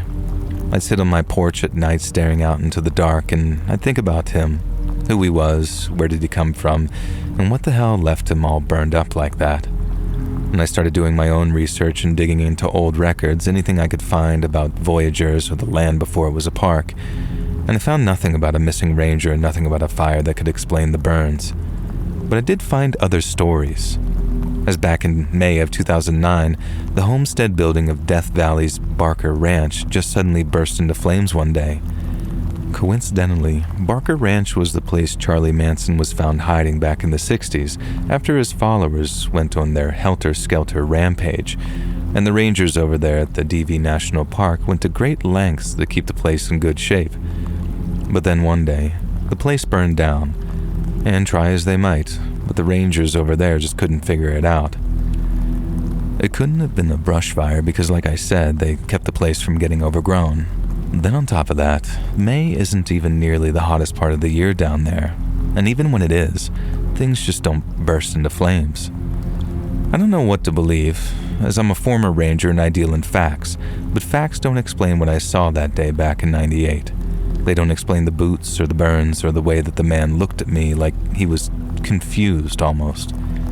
I've tried to tell myself that it was just an accident, a hiker who tried to start a campfire and tragically set himself alight somehow, or maybe he was building a meth lab, I don't know. But when I get to thinking about it, how we found no evidence of any campfire in that direct area, I start to wonder if something else did happen to him.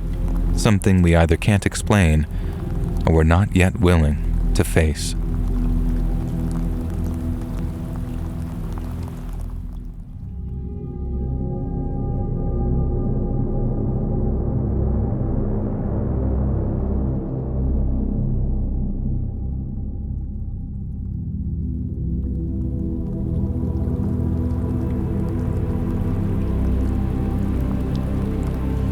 I've been working as an overnight security guard at Walmart for about 3 years now, at this big old supercenter just off the highway near my hometown.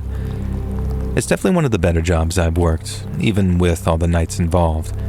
The pay is decent, the benefits are okay, and most nights, it's just me and another guard, chilling in the asset protection office, keeping an eye on the cameras and talking trash to keep each other awake. The store is closed from midnight to 6, so it tends to be nice and quiet on the inside. But outside, that parking lot's a whole different story. After a while, you get used to seeing things that make most folks' skin crawl. But this one night, about 6 months back, I saw what has to be the scariest thing I've ever seen on the job. I'm pretty seasoned by now, and by that I mean I'm not some rookie jumping at shadows, but I'm also not some kind of wannabe cop either.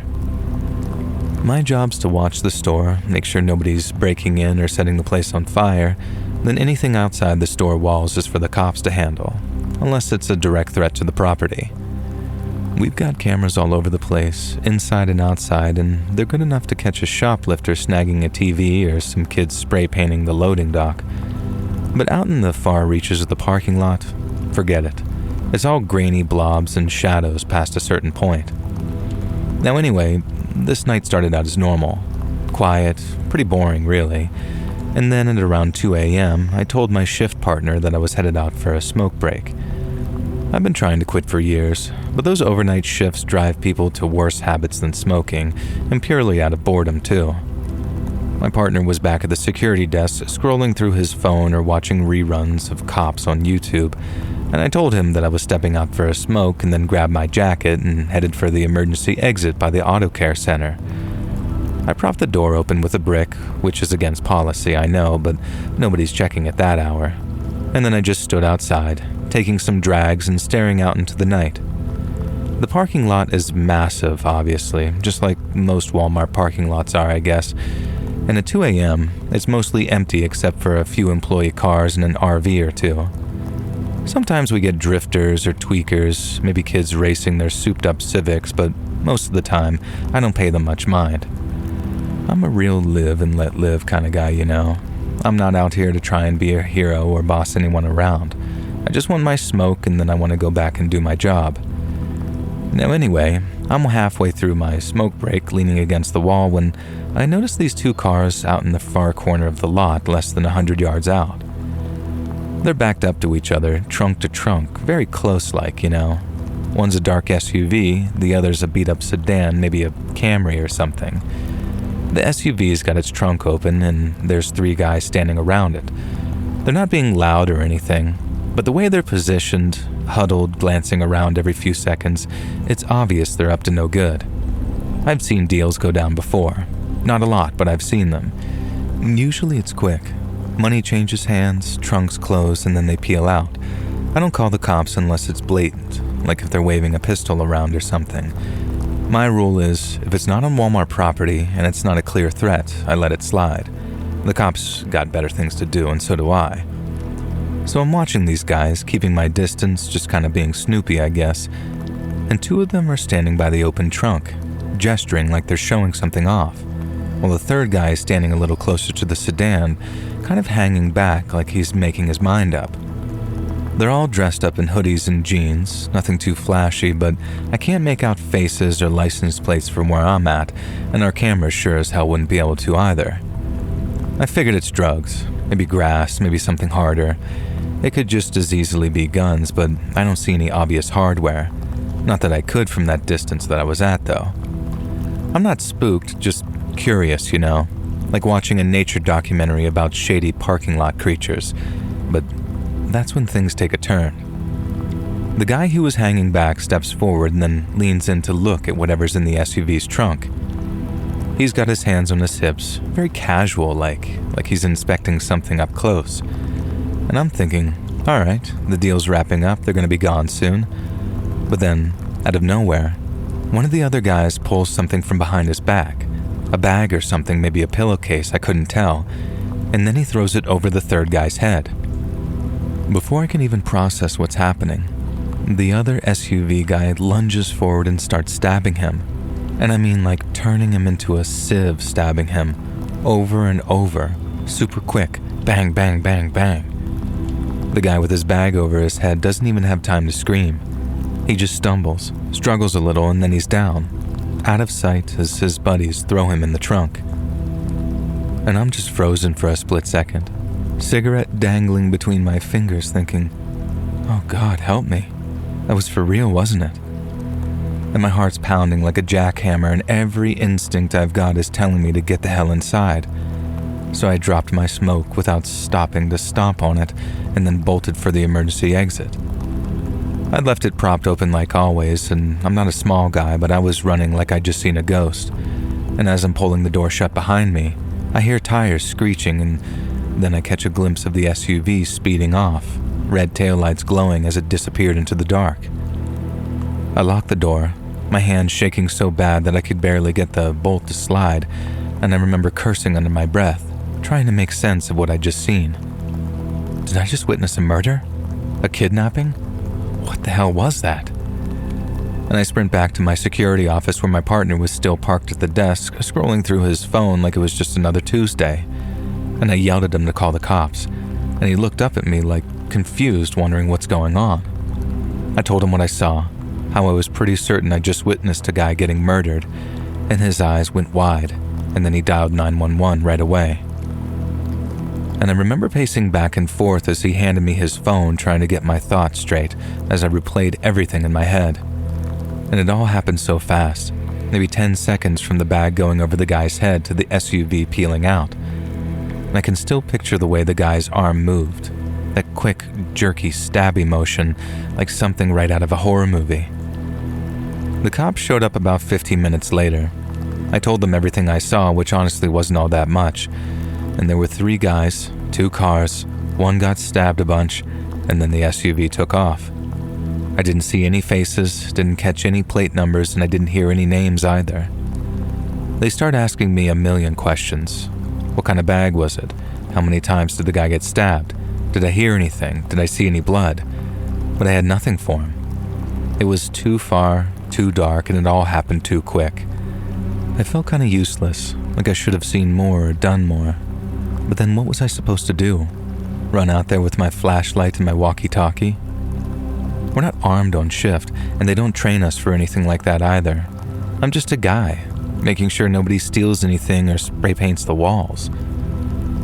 And after we talked, the cops seemed more interested in the security footage, so me and my partner pulled up the feeds from the exterior cameras. We've got a couple pointed at the parking lot, but like I said, they're not great. The cars were too far out, right at the edge of the lot where the lights barely reached them. All the footage showed were 2 blurry shapes and some movement, but you couldn't make out details, no faces or plates, really nothing useful at all. The cops were frustrated, but obviously not with us. They took a copy of the footage anyway and said they'd check the sedan that was still out there. After they left, my partner and I just sit there quiet for a while. He was all right, but I was pretty shaken up. I kept thinking about how fast it happened. 1 second the guy was alive, probably thinking that he was making a quick deal. Then the next, he's got a bag over his head and a knife in his gut, and it was all over and done in seconds. It was just crazy to me. How does that even happen? Who were those guys? Was it a setup, a betrayal, some kind of gang thing? Sometimes it frustrates me that I'll never know. And the cops never really followed up, at least not with me. And I checked the news for days, but there's really nothing. No reports or arrests. And I still work the overnight shift, but I don't smoke outside anymore. I use those Zyn things now, those little pouches, and I stay in the break room if I need a fix. But every time I walk by that emergency exit, I'm reminded of what happened that night and how I watched it all go down. I've seen a lot in this job. Fights, thefts, you name it, and they're forgotten a week after. But what happened that night is something I know I'll never forget.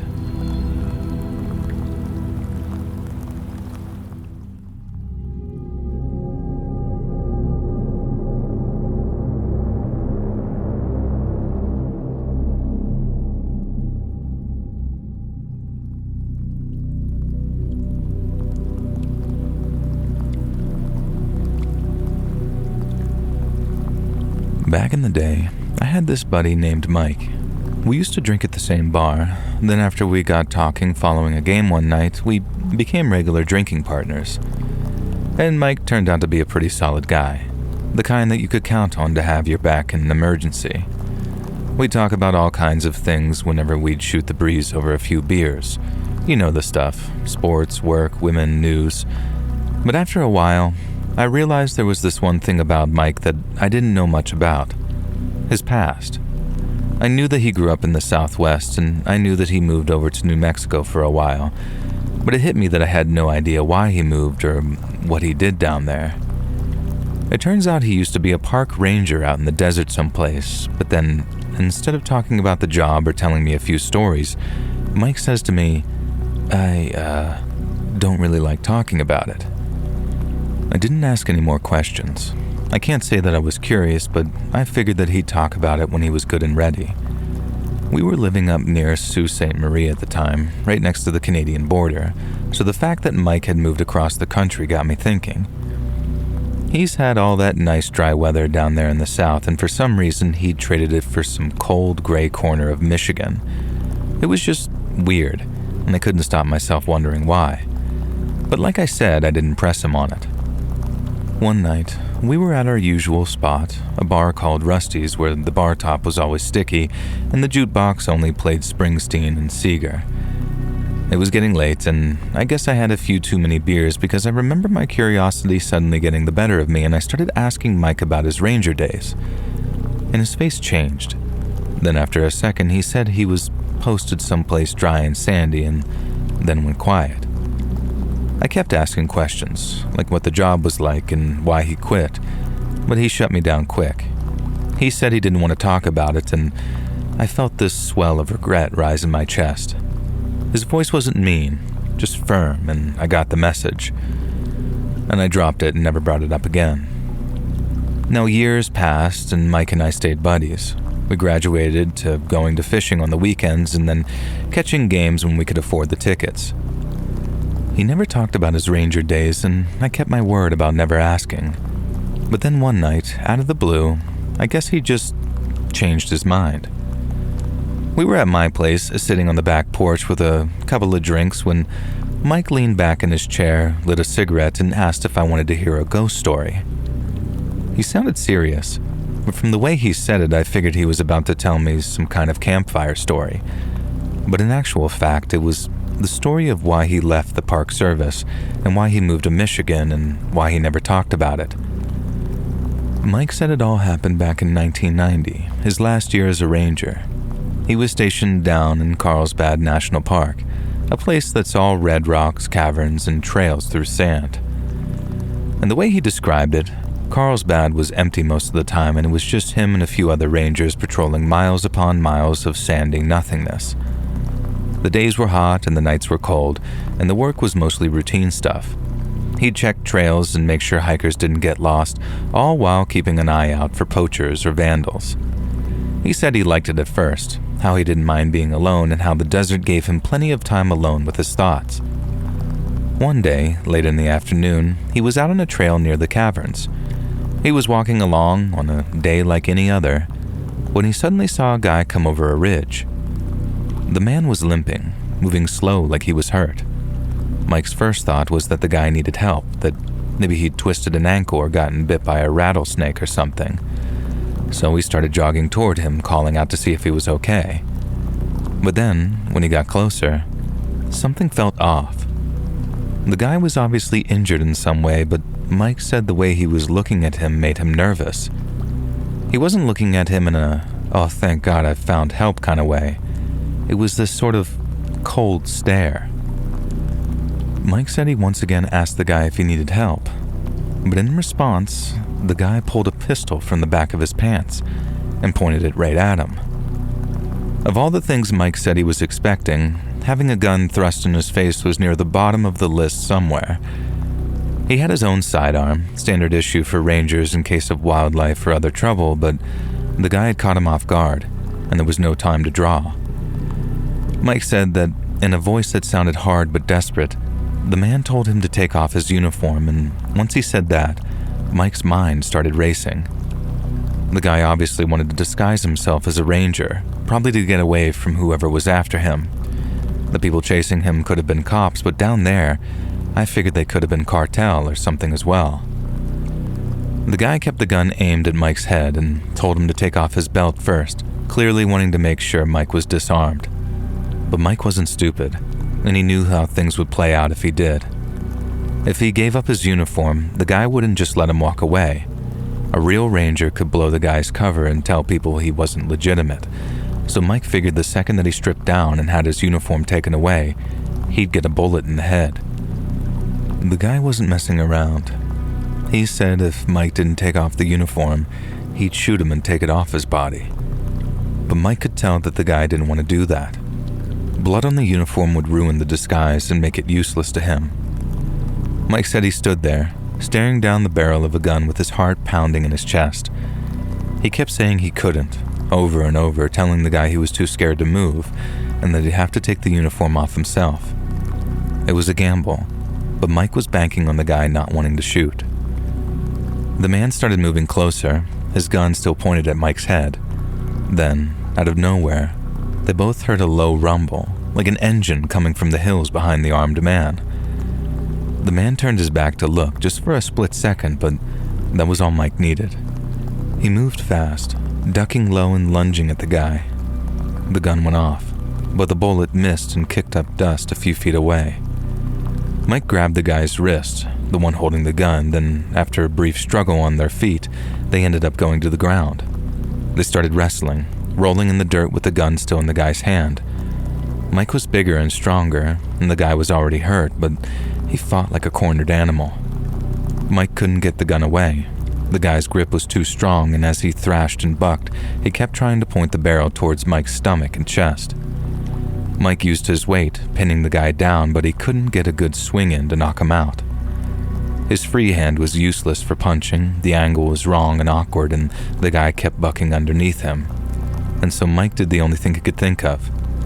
He clamped his free hand over the guy's mouth and nose and started to suffocate him. The guy's eyes went wide and panicked as he realized that he couldn't breathe. He started thrashing harder, but Mike pressed and held on. He didn't want to kill the guy, just to make him pass out so he could get his gun away and cuff him, but the guy just wouldn't stop fighting. Mike kept his hand there, pressing hard, feeling the guy trying to suck air through his palm, and then suddenly, after almost a minute or so of doing this, he stopped. The guy's body went limp, but his eyes were still wide open and just staring up at the sky. Once he was still, Mike rolled off of him, panting, shaking from exertion, and the reality of what had just happened set in. He checked the guy's pulse. It was still there, but it was weak, and he then grabbed the guy's gun, made it safe, and then tucked it into his belt and used his radio to call for help. Not long after, another ranger showed up in a truck, which could have been the one they'd heard earlier, and they got the guy loaded up and back to the station. From there, an ambulance took him to a hospital a couple of hours away, and Mike thought that that was the end of it. But it wasn't. The guy didn't wake up. Doctors said that his brain had been starved of oxygen. He was in a coma, hooked up to machines, and his chances of coming back the same as he was before were slim. They tried to figure out who he was, and put out all kinds of calls to various agencies, but nobody claimed him. He had no ID, no family, no records, nothing. And then after a few months, the hospital pulled the plug. And just like that, the guy was gone. Mike didn't go to prison or anything, and in fact, he was cleared of all wrongdoing. He said the investigation was open and shut, self-defense, pretty plain and simple. The guy had a gun, threatened to kill him, so Mike did what he had to do. But that didn't make things easier on him. He said all the cliches about taking a man's life were true, even if he knew in his heart that it was justified. He said he kept seeing the guy's face, the way his eyes looked when he realized he couldn't breathe. He hadn't meant to kill him, but he did, and so it ate at him. Mike said that he started having nightmares just a few weeks after. He'd wake up in a cold sweat, hearing the sound of that gunshot in his head. He said he felt haunted, like the guy's ghost was following him around. And sometimes at night, he'd feel like someone was even watching him, standing just outside the window of his cabin.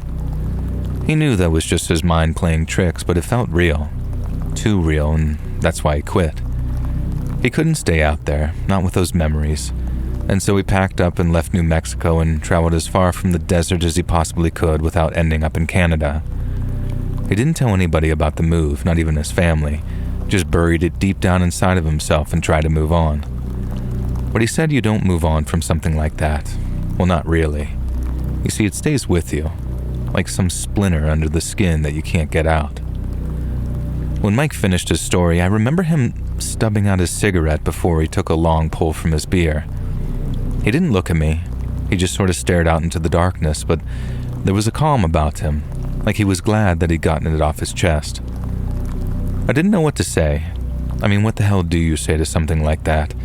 So I just sort of sat there, letting the silence hang in the air until Mike finally changed the subject. After that night, Mike didn't bring it up again, and I didn't either. We went back to our usual route, fishing, beers, and sports. But after he told me his story, I saw him in a different light. He was still the same Mike, quick with a joke and always ready to lend a hand, but there was a kind of darkness about him, one that I hadn't really noticed before. I guess that's what happens when you take a life, even if you don't mean to. It changes you in a way that doesn't always show on the outside.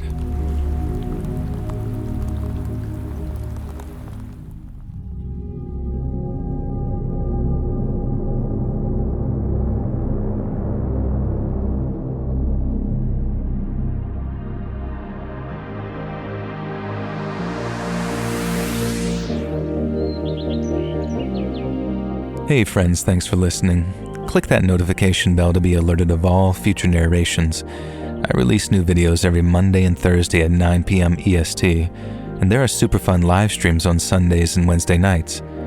If you got a story, be sure to submit them over at my email, letsreadsubmissions@gmail.com, and you might even hear your story featured on the next video. And if you want to support me even more, grab early access to all future narrations and bonus content over on Patreon, or click that big join button to hear about the extra perks for members of the channel. And check out the Let's Read podcast, where you can hear all of these stories in big compilations located anywhere you listen to podcasts. All links in the description below. Thanks so much, friends. And remember, don't eat corn the long way.